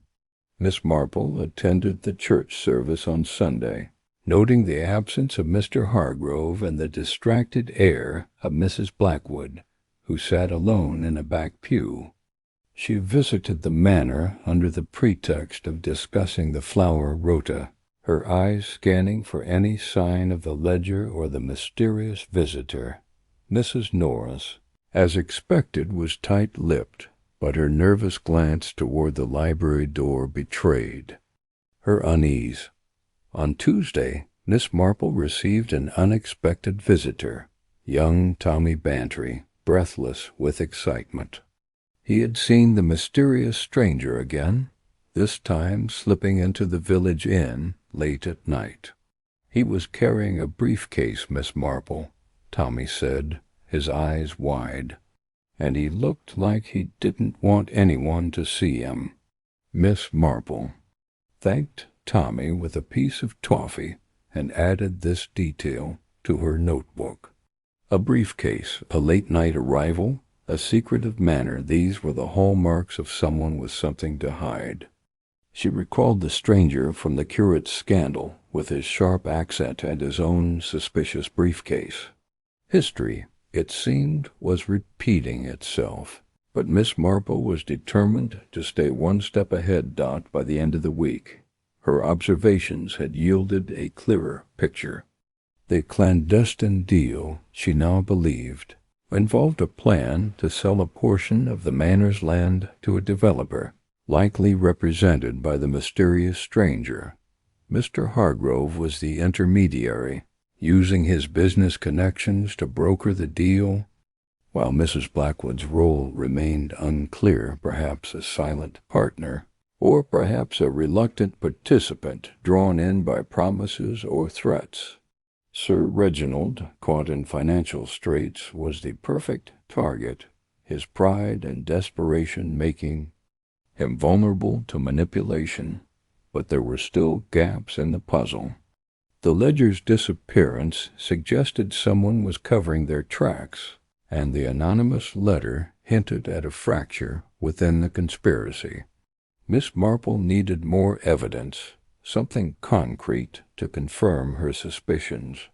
She decided to focus on the manor, the heart of the mystery, and to watch for any opportunity to uncover the truth. As she prepared for bed that night, Miss Marple stood at her window, gazing out at the dark silhouette of the manor against the moonlit sky. The echoes of the past had guided her this far, but the next step would require all her cunning and patience. Somewhere in that grand old house, the truth was waiting, and Miss Marple would find it, as she always did, with her piercing stare and her unshakable resolve. Chapter 7. A midnight meeting. The night was unusually still in St. Mary Mead, the kind of quiet that seemed to hold its breath, as if the village itself were waiting for something to happen. The moon hung low, casting a pale, silvery glow over the rooftops and gardens, painting shadows that danced gently in the breeze. Miss Jane Marple sat by her bedroom window, her knitting needles idle in her lap, her eyes fixed on the dark silhouette of the manor house across the village green. She had not slept well, not since the discovery of the hidden ledger 2 days prior, its cryptic figures in hurried scrawl hinting at something far more sinister than a mere financial indiscretion. Her mind, sharp as ever, churned with possibilities, each one more troubling than the last. The ledger had vanished before she could study it further, snatched from the vicarage table where it had been left during the parish meeting. That act alone confirmed what Miss Marple had suspected. Someone in St. Mary Mead was desperate to keep secrets buried. But secrets, as she well knew, had a way of surfacing, especially when one paid attention to the smallest details, the twitch of a lip, the avoidance of a glance, or, as she now anticipated, a clandestine meeting under the cover of night. She had not come to this vigil by chance. Earlier that day, while pruning her roses in the garden, she had overheard Mrs. Price, the manor's housekeeper, muttering to herself about a meeting at the witching hour as she passed by on her way to the post office. Mrs. Price was not one for idle gossip, but her nervous demeanor and the way she clutched her shawl suggested she knew more than she let on. Miss Marple had made a mental note, as she always did, filing it away with the other fragments of the puzzle: the cryptic conversation at the tea-shop, the anonymous letter, the nervous businessman Mr. Harrow, and the widow Mrs. Langley, whose guarded smiles hid something more than grief. Now, as the church clock struck 11, Miss Marple adjusted her shawl and leaned closer to the window. Her cottage, modest but perfectly positioned, offered a clear view of the manor's sprawling gardens. The tall hedges and ancient oaks provided ample cover for anyone wishing to move unseen. But Miss Marple's eyes, undimmed by age, were accustomed to piercing through such shadows. She had chosen this spot deliberately, knowing that if a meeting were to take place, it would likely be in the garden's secluded arbor, a favorite spot for private conversations among the manor's residents. The minutes ticked by, each one stretching into eternity. Miss Marple's patience, however, was boundless. She had learned long ago that waiting was often the key to unraveling mysteries. People, she found, were careless when they thought themselves unobserved. They let slip words, gestures, truths that they guarded in the light of day. And so she waited, her hands folded neatly, her mind alert. At 11:30, a faint movement caught her eye. A figure emerged from the manor's side door, cloaked in a dark coat that blended with the night. The figure moved swiftly, keeping to the shadows, and disappeared behind the tall yew hedge that bordered the garden. Miss Marple's heart quickened, not with fear, but with the thrill of confirmation. She had been right to trust her instincts. A moment later, another figure appeared, this one taller, moving with a purposeful stride from the direction of the village. The two converged at the arbor, their shapes barely discernible in the moonlight. Miss Marple strained her ears, but the distance was too great to catch their words. She considered briefly the possibility of creeping closer, but dismissed it. Her presence would only startle them, and she had no intention of revealing her hand just yet. Instead, she focused on their silhouettes, noting the way the shorter figure gestured animatedly, while the taller one stood rigid, as if listening intently. There was something familiar about their postures, something that tugged at the edges of her memory, but she could not place it, not yet. The meeting lasted no more than 10 minutes. The shorter figure handed something to the taller one, a small package, perhaps, or a letter. Then, as quickly as they had come, they parted, each slipping back into the darkness from whence they came. Miss Marple remained at her post, her mind racing. Who were they? And what had been exchanged? The package could be anything: money, documents, or even the missing ledger itself. She made a note to check the manor's side door in the morning. Perhaps there would be a trace, a footprint, or a dropped item. That might offer a clue. As she sat back, her thoughts turned to the players in this unfolding drama. Mr. Harrow, the businessman, had been noticeably agitated at the village gathering, his eyes darting to Mrs. Langley whenever she spoke. Mrs. Langley, in turn, had been unusually reserved, her usual charm replaced by a guarded silence. Then there was young Mr. Ellis, the manor's new groundskeeper, who had arrived only a month ago and seemed far too interested in the manor's affairs for a man of his station. And what of Mrs. Price, whose muttered words had led Miss Marple to this vigil? Could she be involved, or was she merely an unwitting witness, like Miss Marple herself? The church clock chimed midnight, pulling her from her reverie. She rose, her joints protesting slightly, and made her way to her writing desk.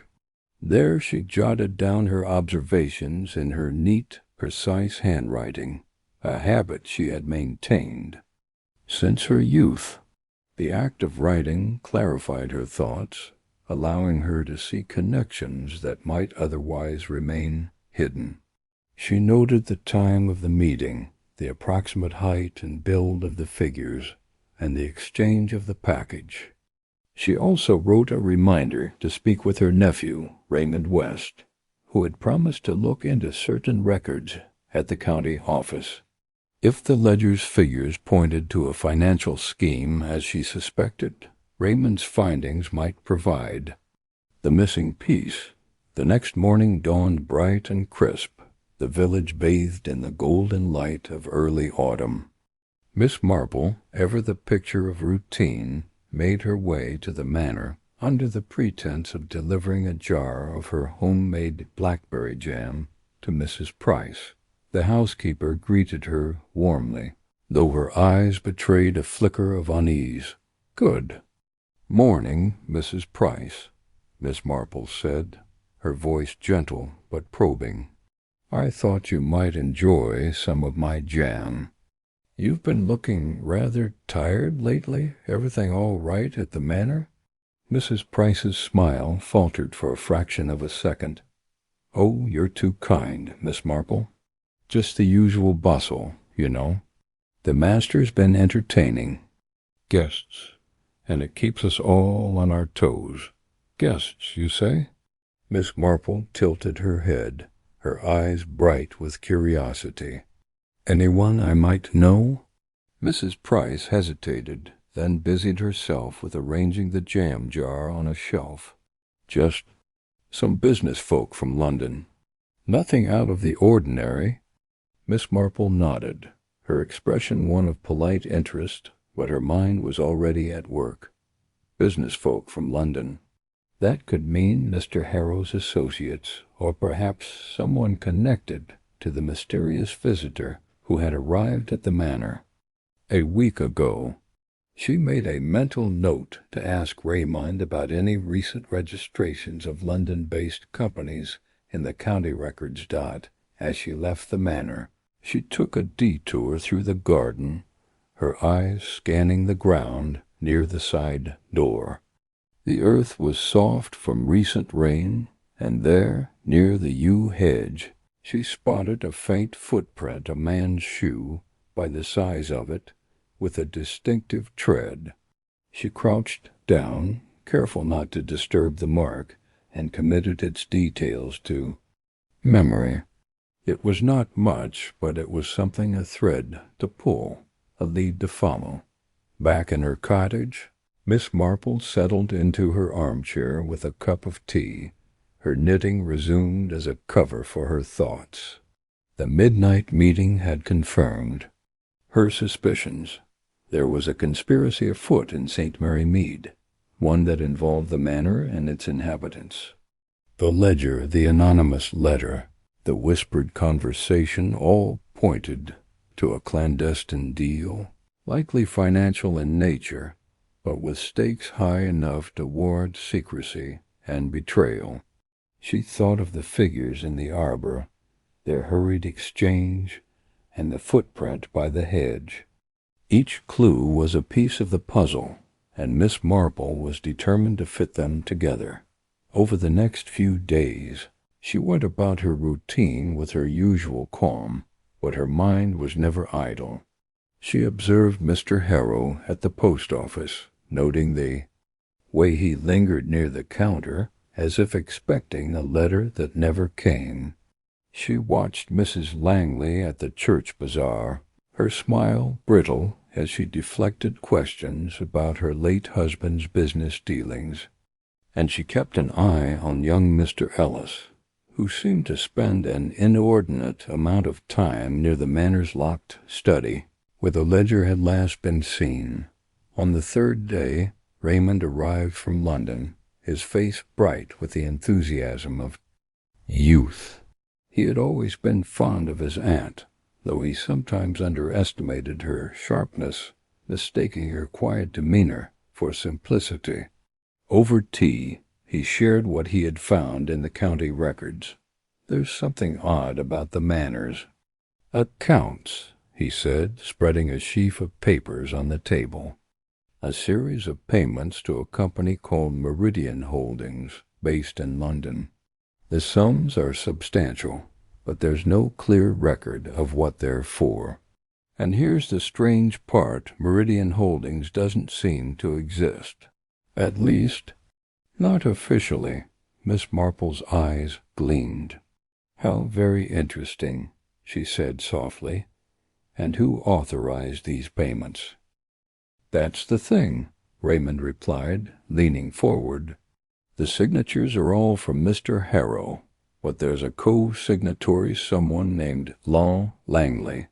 Miss Marple's knitting needles paused. "L. Langley," she murmured. "Mrs. Langley, perhaps?" Raymond frowned. "Could be. But why would a widow be involved in something like this? And what's Meridian Holdings?" Miss Marple did not answer immediately. Instead, she sipped her tea, her mind racing. L. Langley, the widow whose husband had been a financier with ties to London. Mr. Harrow, whose nervous demeanor suggested he was in over his head. And the mysterious visitor at the manor who might well be a representative of this shadowy Meridian Holdings. The pieces were beginning to fit, but the picture was still incomplete. That evening, Miss Marple returned to her vigil by the window, hoping for another glimpse of the conspirators. The night was darker this time, with clouds obscuring the moon, but she remained steadfast. Her patience was rewarded just before midnight, when a single figure appeared in the garden, moving toward the arbor. It was the shorter figure from the previous meeting, and this time Miss Marple could make out a distinctive limp, a detail she had not noticed before. She filed it away, along with the fact that the figure was alone, suggesting a change in plans or a falling out among the conspirators. The next morning, she paid a visit to the vicarage, where she casually inquired about Mr. Ellis's health. The vicar, ever oblivious to Miss Marple's true intentions, mentioned that the young groundskeeper had sprained his ankle a few days ago, and had been limping ever since. Miss Marple nodded, her face betraying nothing, but her heart quickened. Mr. Ellis, with his limp and his interest in the Manor's study, was now a prime suspect. Over the following week, Miss Marple continued her quiet investigation, piecing together the clues with the precision of a master weaver. She learned that Mrs. Langley had inherited a significant sum from her husband, but had been seen meeting with Mr. Harrow in private on several occasions. She discovered that the Manor's owner, Sir Reginald, had been absent for much of the year, leaving the estate's management to Mr. Harrow and his mysterious associates, and she confirmed through a discreet conversation with the postmistress that a package had been sent to London under Mr. Harrow's name, addressed to an office that matched the supposed location of Meridian Holdings. Each discovery brought her closer to the truth, but also to a sense of unease. The clandestine deal, whatever it was, involved money, power, and betrayal elements that, in Miss Marple's experience, often led to danger. She thought of the anonymous letter, its warning, of deceit, and wondered if the writer had been trying to expose the conspirators or protect them. Either way, the stakes were high, and Miss Marple knew she would need to tread carefully. On the 10th day after the midnight meeting, Miss Marple received a visitor, Sir Henry Clithering, her old friend and former Scotland Yard Commissioner. He had come to St. Mary Mead for a rest, he said, but his keen eyes missed nothing. Over tea, Miss Marple shared her suspicions, careful to present them as mere observations rather than accusations. Sir Henry listened intently, his face unreadable. "It sounds like you've stumbled onto something rather serious, Jane," he said at last. "A financial conspiracy, perhaps, with roots in London. But you'll need more than suspicions to bring it to light." Miss Marple smiled faintly. "I know, Henry. That's why I need your help." Sir Henry raised an eyebrow. "My help? What do you have in mind?" "A trap," she said simply. "A way to bring the conspirators out into the open, where their own actions will betray them." Sir Henry leaned back, a spark of amusement in his eyes. "You never change, do you, Jane? Very well. Tell me your plan." And so, as the sun set over St. Mary Mead, Miss Marple outlined her strategy, her voice calm but resolute. The midnight meeting had been the turning point, the moment when the shadows of conspiracy had taken shape. Now, with Sir Henry's assistance, she would set the stage for the final act, where her piercing stare would expose the truth and bring justice to her quiet village. The plan was simple, yet elegant, as all of Miss Marple's plans were. It relied on the human nature she knew so well, greed, fear, and the inevitable mistakes made by those who thought themselves cleverer than they were. The village event, a charity auction scheduled for the following week, would provide the perfect setting. With Sir Henry's influence, she would ensure that certain invitations were extended, certain rumors were spread, and certain pressures were applied. The conspirators, she was certain, would reveal themselves, unable to resist the lure of their own schemes. As she bid Sir Henry good night, Miss Marple returned to her knitting, her fingers moving rhythmically as her mind continued to work. The midnight meeting had been a revelation, a glimpse into the heart of the conspiracy, but it was only the beginning. The truth, she knew, was still out there, waiting to be uncovered by her patient, unyielding gaze. The days that followed were a blur of preparation. Miss Marple attended every village gathering, her presence unassuming but her eyes ever watchful. She noted the way Mr. Harrow avoided her gaze, The way Mrs. Langley's hands trembled when she mentioned the manor, and the way Mr. Ellis lingered near the arbor as if guarding a secret.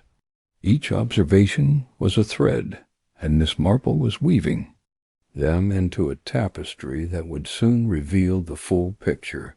On the eve of the auction, she took one final walk through the manor's gardens, her steps slow and deliberate. The arbor was empty now, its secrets hidden in the shadows, but Miss Marple felt a quiet confidence. The trap was set, the players were in place, and soon the clandestine deal would be laid bare for all to see. She paused by the yew hedge, her eyes lingering on the footprint that had since been washed away by rain. It no longer mattered.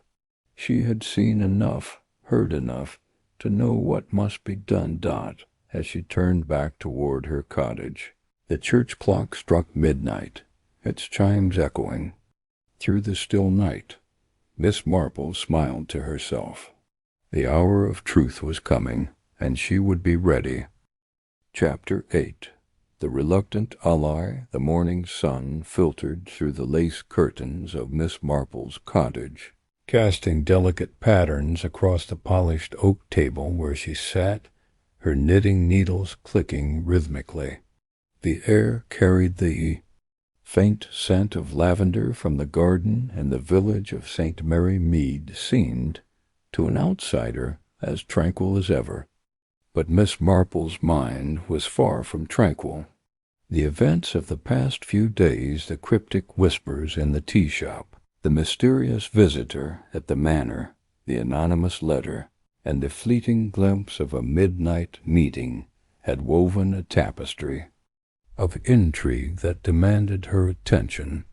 Her piercing stare, though softened by the gentle lines of her face, was as sharp as ever, piecing together the threads of deceit that threatened the village's peace.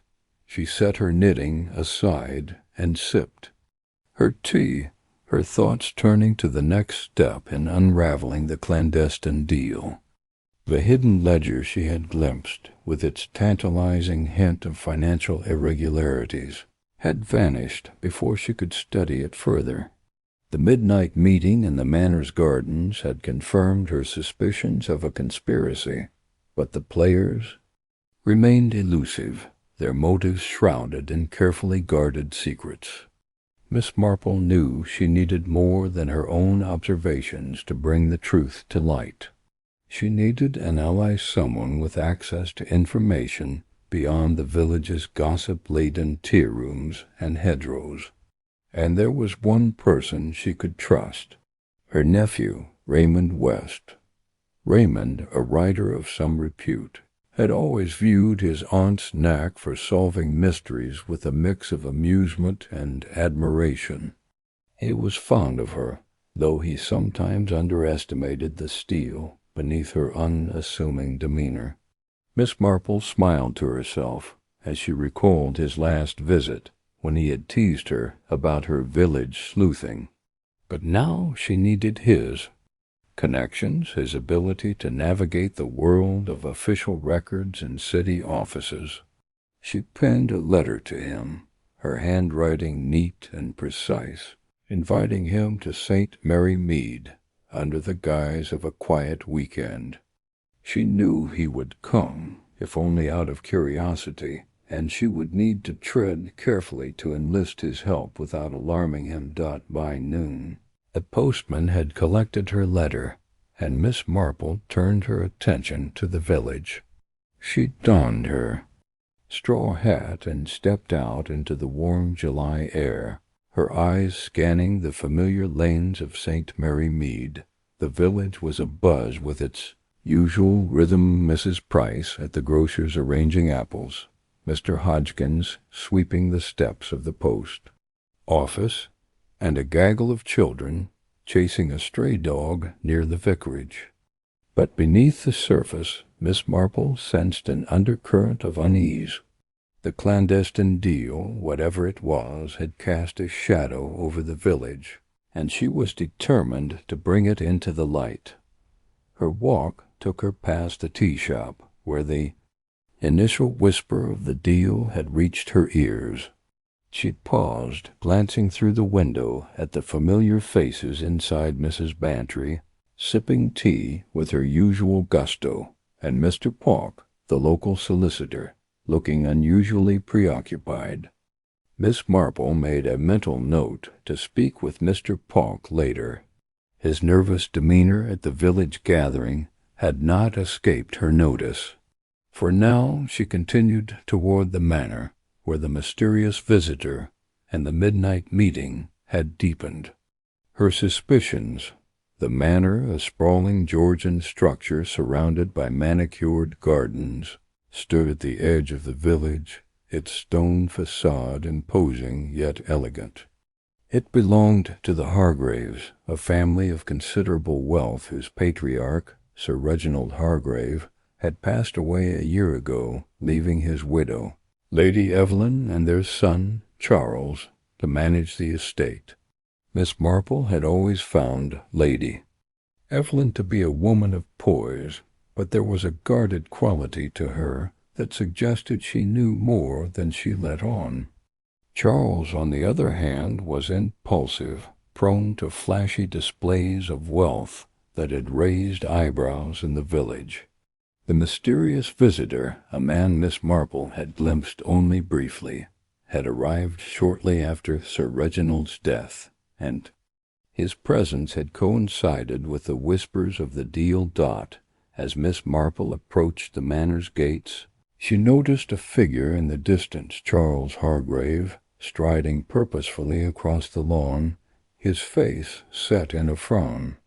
He was speaking to someone, though Miss Marple couldn't see who.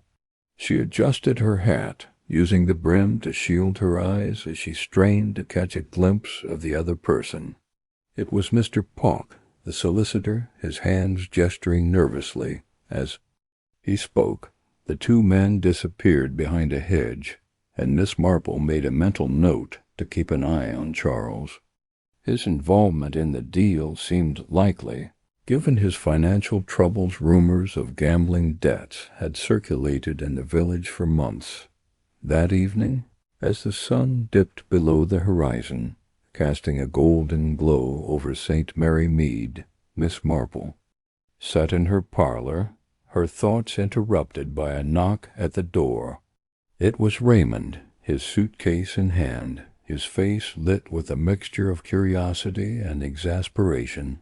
"Aunt Jane," he said, stepping inside, "your letter was delightfully vague, but I can tell you're up to something. What's this about a quiet weekend? I know you too well to believe that's all you have in mind." Miss Marple smiled, her eyes twinkling. "Dear Raymond, you're far too clever for your own good. Come, sit down, and I'll tell you everything, well, almost everything." Over a pot of tea, Miss Marple recounted the events of the past week, carefully omitting the more speculative details. She spoke of the whispered conversation in the tea shop, the anonymous letter, and the midnight meeting, framing them as curious incidents that had piqued her interest. Raymond listened, his skepticism giving way to intrigue as she described the hidden ledger and the financial irregularities it hinted at. "So," he said, leaning back in his chair, "you think there's some sort of shady deal going on, and you want my help to dig into it. Is that it?" "Precisely," Miss Marple said, her voice calm but firm. "I need someone with access to records, financial records, property deeds, perhaps even company filings. You have friends in London, don't you? People who could look into such things discreetly." Raymond hesitated, his brow furrowing. "Aunt Jane, this sounds like it could be dangerous. If there's a conspiracy, as you say, these people won't take kindly to someone poking around in their affairs." Miss Marple's eyes met his, her gaze steady. "I'm not asking you to confront anyone, Raymond. Just to make a few inquiries. The truth has a way of revealing itself, but sometimes it needs a little nudge. Raymond sighed, running a hand through his hair. You're impossible, you know that? But fine, I'll make some calls. I have a friend at the land registry who owes me a favor and another at a firm that handles corporate filings. What exactly am I looking for? Miss Marple leaned forward, her voice low. Anything connected to the Hargrave estate transfers of property, unusual financial transactions, or companies linked to Charles Hargrave or his associates. And if you could find out more about a man named Victor Grayson, I'd be most grateful. Victor Grayson? Raymond raised an eyebrow. Who's he? The mysterious visitor, Miss Marple said. I overheard his name mentioned at the tea shop. He's not from the village, and I suspect he's at the heart of this deal. Raymond shook his head, a wry smile tugging at his lips. You really are something, Aunt Jane. All right, I'll see what I can do. But you owe me a proper explanation when this is all over. Agreed, Miss Marple said, her smile warm but enigmatic the next morning. Raymond set off for London, promising to return with any information he could find. Miss Marple spent the day tending to her garden, her hands busy with roses, while her mind worked through the puzzle. She knew Raymond's inquiries would take time, but she couldn't afford to sit idle. The missing ledger and the stolen key suggested that someone was desperate to keep the deal hidden, and she needed to find out who before they covered their tracks completely. She decided to pay a visit to Mr. Polk, the solicitor whose nervous demeanor had caught her attention. His office, a small, cluttered space above the post office, smelled of ink and old paper. Mr. Polk greeted her with a strained smile, his hands fidgeting with a pen. Miss Marple, he said, what a pleasant surprise. To what do I owe thee? Visit? I was hoping you could help me with a small matter, Miss Marple said, settling into a chair. I've been hearing rumors about the Hargrave estate, something about financial difficulties. I thought you, as their solicitor, might know if there's any truth to them. Mr. Polk's face paled slightly, and he cleared his throat. Rumors, you say? Well, you know how villages are, Miss Marple. People talk, but it's rarely accurate. Of course, Miss Marple said, her tone gentle but probing. But I did hear something about a ledger, some sort of financial record that went missing. You wouldn't know anything about that, would you? Mr. Polk's pen slipped from his fingers, clattering onto the desk. A ledger? I'm not sure what you mean. The Hargraves' affairs are in order, as far as I know. Miss Marple's piercing stare fixed on him, noting the bead of sweat on his brow. I see, she said, her voice soft but unrelenting. It's just that I've always found it curious how things go missing when people are trying to hide something, don't you? Mr. Polk swallowed hard, his eyes darting to the door. I really don't know anything about a ledger, Miss Marple. If you'll excuse me, I have an appointment. Miss Marple rose, her smile polite but knowing. Of course, Mr. Polk. I won't keep you, but do be careful. Secrets have a way of coming out, don't they? As she left the office, Miss Marple felt a surge of certainty. Mr. Polk was involved, or at the very least, he knew more than he was letting on. She would need to keep a close eye on him, but for now she turned her attention to the manor. The stolen key, mentioned in passing by one of the maids, was another piece of the puzzle. It was said to unlock a room in the manor where Sir Reginald had kept his private papers. If the key was missing, someone had taken it to protect or Destroy evidence of the deal. That evening, Raymond returned, his face weary but triumphant. He dropped a folder onto Miss Marple's table, his eyes gleaming with excitement. "You were right, Aunt Jane," he said. "There's something fishy going on with the Hargrave estate. My friend at the land registry found a series of transfers parcels of land sold off quietly over the past 6 months, all to a shell company called Grayson Holdings. And guess who's listed as the director?" "Victor Grayson," Miss Marple said, her voice calm but satisfied. "Exactly," Raymond said. "But it gets better. The company's financials are a mess, money moving in and out. No clear source.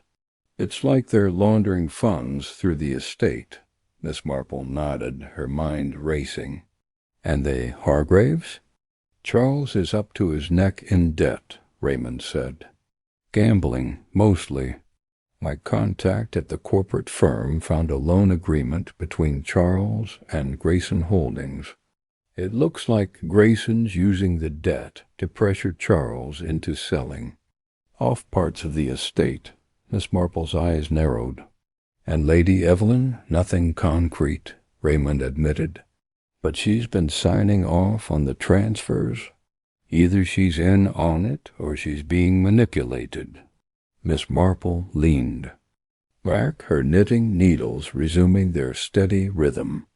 "Thank you, Raymond. You've been most helpful." Raymond grinned, though his expression held a hint of unease. "You're not going to do anything reckless, are you? This Grayson sounds like bad news." "Not reckless, dear," Miss Marple sighed, her smile serene. "Just thorough." Over the next few days, Miss Marple pieced together the information Raymond had provided. The clandestine deal was becoming clearer. Victor Grayson, a shrewd businessman with a questionable reputation, was using Charles Hargrave's debts to acquire parts of the estate at a fraction of their value. The hidden ledger likely contained proof of these transactions, and the stolen key suggested that someone, possibly Charles or Mr. Pauch, was trying to keep it hidden. Lady Evelyn's role was less certain, but Miss Marple suspected she was either complicit or unaware of the full extent of the scheme. The village, meanwhile, buzzed with its own theories. Mrs. Bantry, ever the gossip, speculated that Charles was planning to sell the manor and leave St. Mary Mead for good. The vicar, Reverend Clements, expressed concern about the estate's future, while the local butcher hinted at overhearing an argument between Charles and Mr. Pauch. Miss Marple listened to each rumor, sifting through the exaggerations to find kernels of truth. One afternoon, as she tended her roses, Miss Marple noticed a figure lingering near the manor's gates. It was Victor Grayson, his sharp features unmistakable, even from a distance. He was speaking to a woman, Lady Evelyn, her posture stiff and her face pale. Miss Marple's heart quickened. The deal was moving forward, and she needed to act quickly. She enlisted Raymond's help once more, asking him to keep an eye on Grayson's movements in the village. Raymond, now fully invested in the mystery, agreed, though he insisted on accompanying her to the manor that evening. "If there's another midnight meeting," he said, "I want to see it for myself." Under the cover of darkness, Miss Marple and Raymond positioned themselves near the manor's gardens, hidden behind a row of yew trees. The air was cool, the silence broken only by the rustle of leaves and the distant hoot of an owl. At precisely midnight, 2 figures emerged, Charles Hargrave and Victor Grayson. Their voices were low, but Miss Marple's keen ears caught fragments of their conversation. "Can't keep stalling," Grayson said, his tone sharp. "The buyers are ready, and I need that deed." "It's not that simple," Charles replied, his voice strained. "Mother's asking questions, and Pock, he's getting cold feet." "Handle Pock," Grayson snapped, "or I will." The men moved deeper into the garden, their voices fading. Miss Marple exchanged a glance with Raymond, who looked both alarmed and exhilarated. "They're planning something big," Raymond whispered. "What's our next move?" Miss Marple's eyes gleamed in the moonlight. "We wait," she said, "and we watch. The truth is close, Raymond, very close." The following day, Miss Marple paid another visit to Mr. Pock, this time with a more direct approach. She found him in his office, looking more haggard than before. Without preamble, she said, "Mr. Pock, I know about the land transfers. I know about Grayson Holdings and the pressure on Charles Hargrave. What I don't know is why you're helping them." Mr. Pock's face crumpled, and for a moment Miss Marple thought he might bolt. But then he sighed, his shoulders slumping. "It wasn't supposed to go this far," he said. "Grayson promised it was just a few parcels of land to settle Charles's debts. But now he wants the entire estate, and he's threatening to expose me if I don't cooperate." "Expose? You?" Miss Marple asked, her voice gentle but probing. Mr. Pock hesitated, then confessed. "I made some errors in the estate's accounts. Small things at first to help Charles, but Grayson found out. He's using it against me." Miss Marple nodded, her mind racing. Mr. Pock was a reluctant ally in the conspiracy, caught in Grayson's web. But his confession was a breakthrough. She thanked him, promising to keep his confidence for now, and left the office with a renewed sense of purpose. That evening she sat with Raymond in her cottage, laying out her plan. "We need to expose Grayson," she said, "but we must be careful. He's dangerous, and he has allies in the village. We'll need Sir Henry Clithering's help to set a trap." Raymond's eyes widened. "Sir Henry? The retired Scotland Yard Commissioner? You think he'll get involved?" Miss Marple smiled. "He's an old friend, and he trusts my judgment. Besides, he enjoys a good puzzle as much as I do." As she penned a letter to Sir Henry, Miss Marple felt the pieces of the puzzle falling into place. The clandestine deal was unraveling, and with Raymond's help, she was closer than ever to exposing the truth. But she knew the final confrontation would require all her cunning and her piercing stare to bring the conspirators to justice. The chapter drew to a close with Miss Marple gazing out her window at the quiet village, her mind alight with the challenge ahead. The deal was a web of greed and deceit, but she was determined to untangle it, one thread at a time. Chapter 9. A web of lies. Miss Jane Marple sat in her favorite armchair by the window of her cottage in St. Mary Mead, her knitting needles clicking rhythmically as she worked on a pale blue shawl. The late morning sun filtered through the lace curtains, casting delicate patterns on the polished oak floor. To an outsider she appeared the picture of serene domesticity, an elderly spinster absorbed in her craft.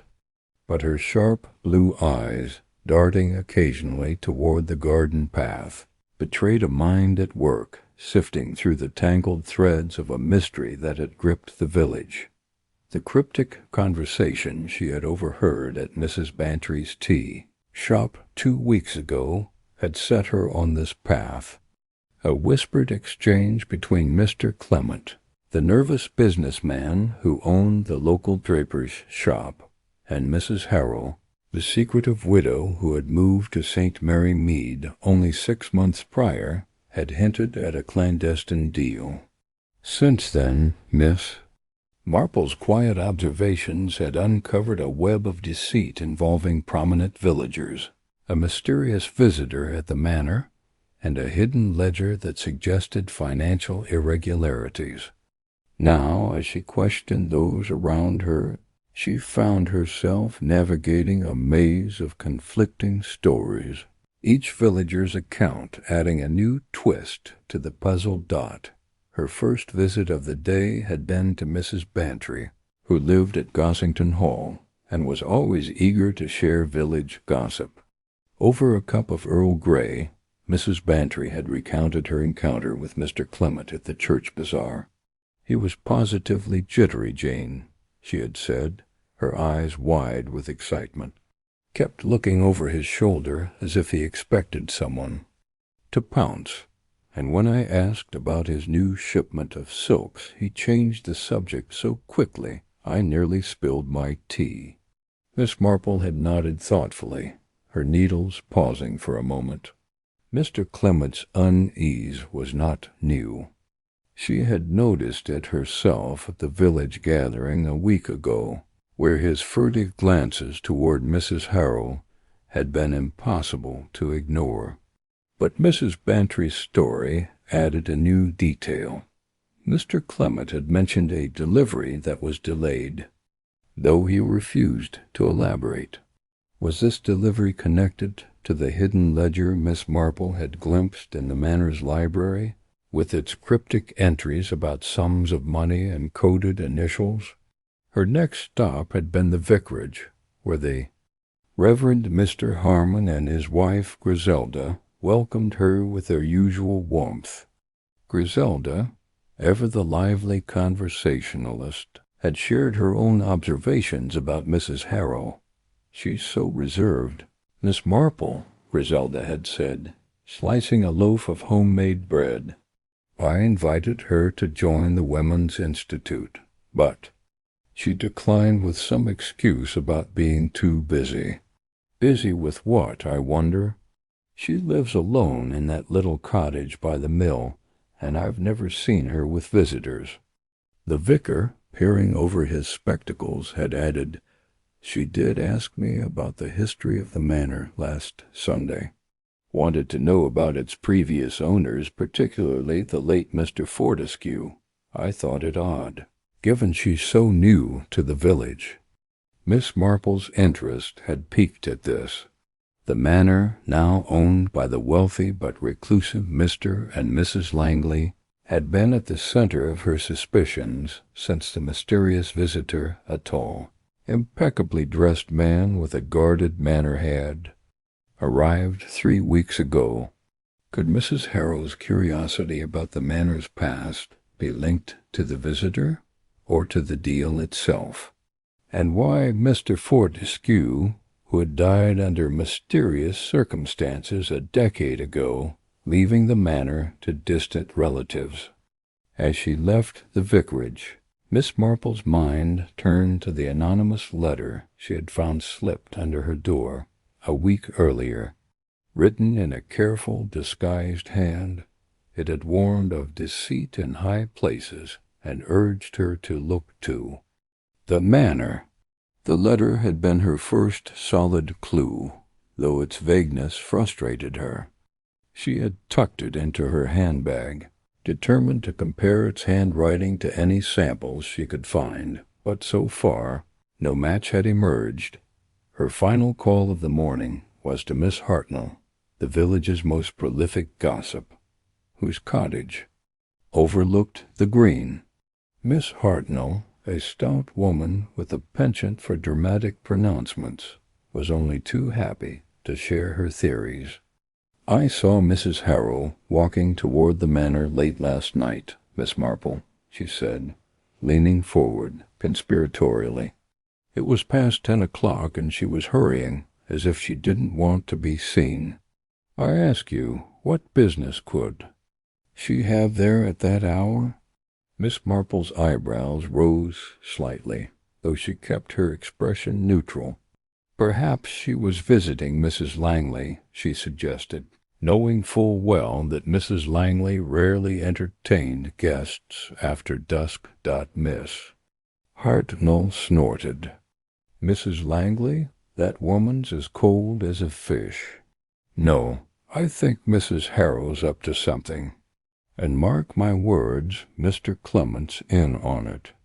I saw them talking by the post office 2 days ago, and they stopped the moment they noticed me." By the time Miss Marple returned to her cottage, her mind was buzzing with contradictions. Mr. Clement claimed he was merely overseeing a routine shipment of goods, yet his anxiety suggested otherwise. Mrs. Harrow insisted she was a private person, with no interest in village affairs, but her late-night visit to the manor told a different story. Miss Hartnell swore she had seen the two conspiring, yet Mrs. Bantry recalled Mr. Clement avoiding Mrs. Harrow at the bazaar. And then there was the manor itself, its grand facade hiding secrets that seemed to draw everyone into its orbit. Over lunch, a simple meal of poached eggs and toast, Miss Marple reviewed her notes, scribbled in her neat, precise hand. She had begun to suspect that the clandestine deal involved more than just money. The ledger she had seen, before it vanished from the manor's library, had listed transactions with initials she couldn't yet identify, J.F., R.L., and E.H. Could these be Mr. Fortescue, Mr. Langley, and Mrs. Harrow? Or was she leaping to conclusions, as her nephew Raymond sometimes accused her of doing? Raymond, a writer with a flair for the dramatic, had been skeptical when she first shared her suspicions.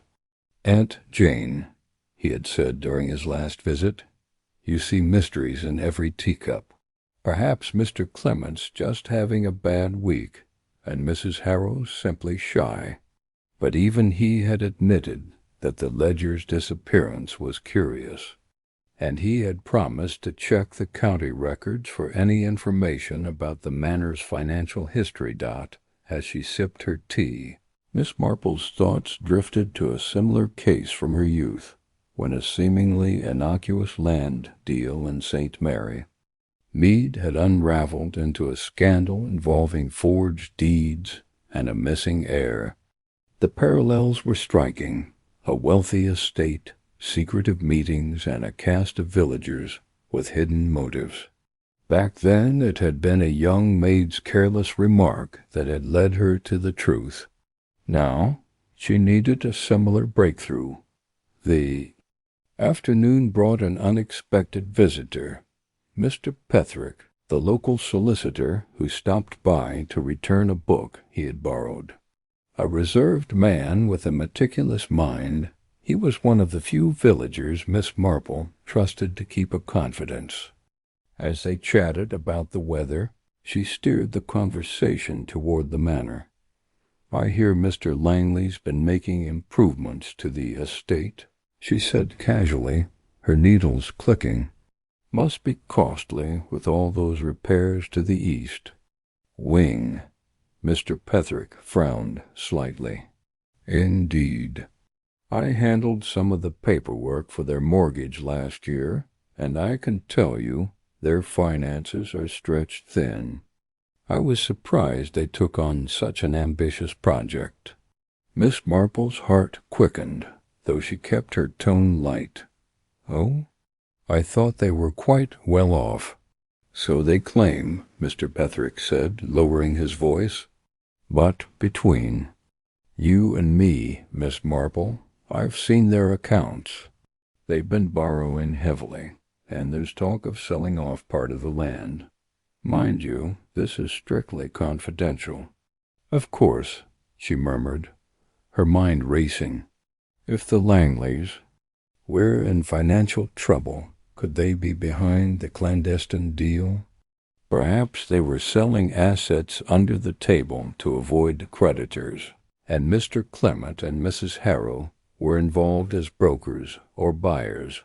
But why the secrecy, and what role did the mysterious visitor play?" As Mr. Petherick left, Miss Marple felt a surge of determination.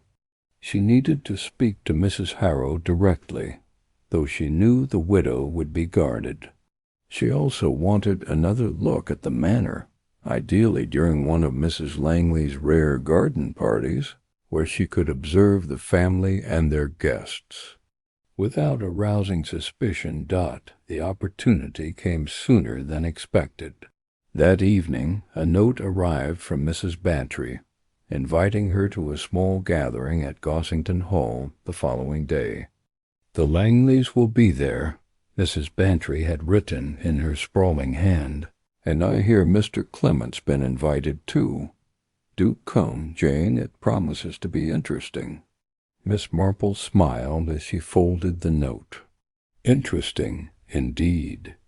She would bring her knitting, her sharp eyes, and her knack for asking innocent questions that cut to the heart of things. Somewhere in the web of lies the truth was waiting to be unraveled. The next morning dawned bright and clear, with a crisp autumn breeze stirring the leaves on the village green. Miss Marple dressed carefully, choosing a tweed skirt and a lavender blouse that lent her an air of harmless respectability. She tucked her notebook and pencil into her handbag, along with the anonymous letter, and set off for Gossington Hall. The hall was a sprawling Georgian estate, its lawns meticulously trimmed and its rose gardens in full bloom. Mrs. Bantry greeted her. The door, her face flushed with excitement. "Jane, you're just in time. The Langleys arrived early, and Mr. Clement's already here, looking as nervous as a cat. Come, let's get you a cup of tea." The drawing-room was filled with a dozen or so villagers, chatting in small groups. Miss Marple's eyes scanned the room, noting the Langleys near the fireplace, deep in conversation with a man she didn't recognize. He was tall, with dark hair and a tailored suit. The mysterious visitor, she was certain. Mr. Clement stood by the window, fidgeting with his cufflinks, while Mrs. Harrow sat alone on a sofa, her expression unreadable. Mrs. Bantry introduced her to the Langleys, who greeted her with polite smiles. Mrs. Langley, a striking woman with sharp cheekbones and a cool demeanor, remarked on the beauty of the roses. "I'm thinking of planting some at the manor," she said, "though I'm afraid our gardener's been rather preoccupied lately." "Oh?" Miss Marple said, her tone mild. "Trouble with the staff?" Mrs. Langley hesitated, then laughed lightly. "Not at all. Just a few unexpected repairs. The manor's an old house. You know, always something breaking down." Mr. Langley, a heavy-set man with a ruddy complexion, changed the subject. "Miss Marple, I hear you're quite the amateur detective. Solved any mysteries lately?" She smiled, deflecting the question with a comment about village life, but her mind was alert. The Langleys' evasiveness only deepened her suspicions. As she moved toward the tea table, she noticed Mrs. Harrow watching her, her dark eyes narrowing slightly. Seizing the moment, Miss Marple approached the widow. "Mrs. Harrow, how lovely to see you. I've been meaning to ask about your cottage. Such a charming spot by the mill." Mrs. Harrow's lips curved into a faint smile. "Thank you, Miss Marple. It's quiet, which suits me. I'm not one for crowds."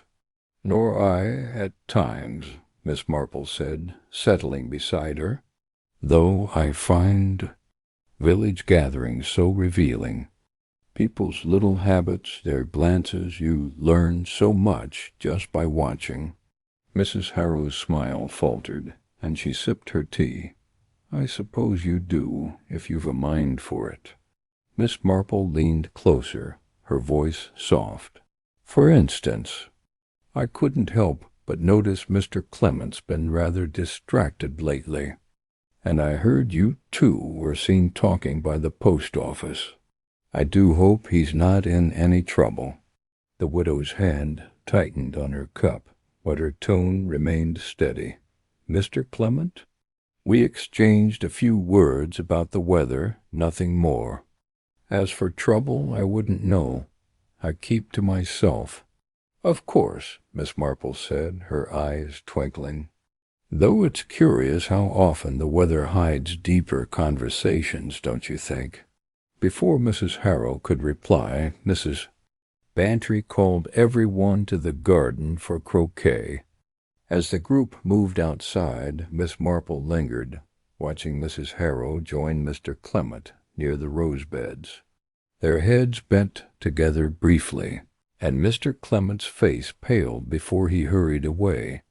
The croquet game provided the perfect cover for observation. Miss Marple, pleading a touch of arthritis, opted to sit under a parasol with her knitting, her eyes darting from player to player. The mysterious visitor introduced as Mr. Vaughan, a business associate of Mr. Langley's, played. With a competitive edge, his sharp glances toward Mr. Clement unmistakable. Mrs. Langley, meanwhile, hovered near her husband, her laughter a shade too bright dot. As the game progressed, Miss Marple's thoughts returned to the ledger. Its coded entries suggested a transaction involving multiple parties, but the initials didn't align neatly with her suspects. J.F. could be the late Mr. Fortescue, but why would his name appear in a current deal? R.L. might be Robert Langley, but E.H. didn't match Ellen Harrow's initials, or did it? Perhaps the E stood for another name, one she hadn't uncovered yet. Her reverie was interrupted by a cry from the lawn. Mr. Clement had tripped over a croquet hoop, scattering mallets and sending his ball into the bushes. As he scrambled to retrieve it, a small notebook fell from his pocket, unnoticed by all but Miss Marple. She waited until the game resumed before slipping over to the bushes, her heart pounding as she picked up the notebook dot back under the parasol. She opened it carefully. The pages were filled with numbers and abbreviations, much like the ledger, but one entry caught her eye. E.H. to deliver 5,000 by 10/15. Meet V at M. The date was 2 days away, and M could only mean the manor. V was likely Mr. Vaughan, and E.H. Despite Mrs. Harrow's denial pointed to her dot, Miss Marple tucked the notebook into her handbag, her mind racing. She now had proof of a planned meeting, but the details remained elusive. Was the 5K a sum of money, or something else? And why was Mr. Clement, a draper with no apparent wealth, involved in such large transactions? As the party wound down, she approached Mr. Clement, who was lingering by the gate. "Mr. Clement, you dropped this during the game," she said, holding out a handkerchief she had plucked from her bag. "I thought you might need it." He took it with a shaky hand, his eyes darting to her face. Thank you, Miss Marple. I didn't realize." "No trouble at all," she said, her smile disarming. "Though you seem a bit out of sorts today. Business keeping you busy?" His Adam's apple bobbed. "Just the usual, orders, deliveries. Nothing out of the ordinary." She nodded, letting the silence stretch until he fidgeted. "Well, do take care," she said at last. "The village is full of surprises these days." As she walked home, the notebook felt heavy in her bag. She knew she should turn it over to Sir Henry Clithering, her friend at Scotland Yard, but she wanted one more piece of the puzzle before involving the authorities. The meeting at the manor was her chance to catch the conspirators in the act, but she would need to tread carefully. That evening she sat by her fire, rereading the anonymous letter. Its warning about deceit in high places now seemed to point directly to the manor where wealth and power intertwined, but the letter's author remained a mystery.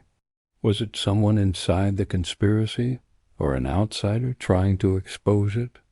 The handwriting, with its careful loops, reminded her vaguely of Mrs. Bantry's, but she dismissed the thought Mrs. Bantry was many things, but subtle wasn't one of them. As she knitted, Miss Marple's mind wove together the threads of the case.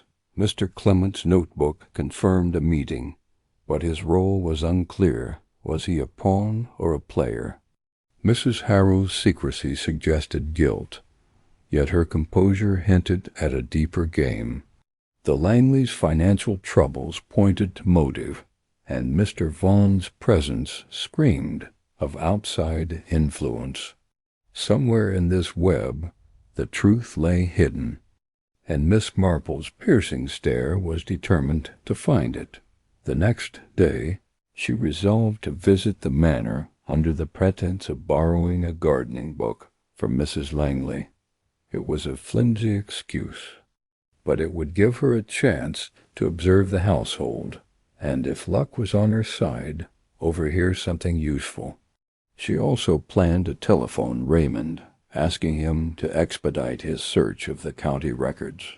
If the manor's past held the key to the deal, she needed to know before the meeting. As she drifted to sleep, her dreams were filled with ledgers and letters, whispers and shadows. The web of lies was tightening, but Miss Marple knew that even the most intricate knots could be undone with patience and a steady hand. The following morning, Miss Marple set out for the manor, her handbag stocked with her usual tools, notebook, pencil, and a small magnifying glass she used for examining lace. The manor loomed at the edge of the village, its ivy-covered walls both grand and forbidding. She rang the bell, and a maid ushered her into the drawing-room, where Mrs. Langley greeted her with a strained smile. "Miss Marple, what a surprise," Mrs. Langley said, gesturing to a chair. "To what do I owe the pleasure?" "I was hoping to borrow your copy of the English Garden," Miss Marple said, her tone apologetic. "Mrs. Bantry swears by it, and my roses are in desperate need of advice." Mrs. Langley's smile tightened. "Of course. I'll have the maid fetch it. Would you like some tea while you wait?" As they chatted about flowers, Miss Marple's eyes roamed the room. A desk in the corner held a stack of papers, and she wondered if the missing ledger was among them. When the maid returned with a book, Miss Marple thanked Mrs. Langley profusely, then added, "I hear you've had a guest recently, Mr. Vaughan, was it? Such a distinguished-looking man." Mrs. Langley's hand paused on her teacup. "Yes, a business associate of my husband's. He's been helping with some investments." "How fortunate," Miss Marple said, her eyes twinkling. The manor must be quite an undertaking. I imagine it requires careful management." Mrs. Langley's lips pressed into a thin line. "We manage," she said shortly, rising to signal the visit's end. As Miss Marple left, she glanced toward the library, where the ledger had been. The door was ajar, and she caught a glimpse of Mr. Vaughan inside, speaking in low tones to someone. She couldn't see. Her heart quickened, but she forced herself to walk calmly to the gate. Back home, she telephoned Raymond, who promised to send any records he found by the next post. As she hung up, a knock at the door startled her. It was Miss Hartnell, her face flushed with news. "Miss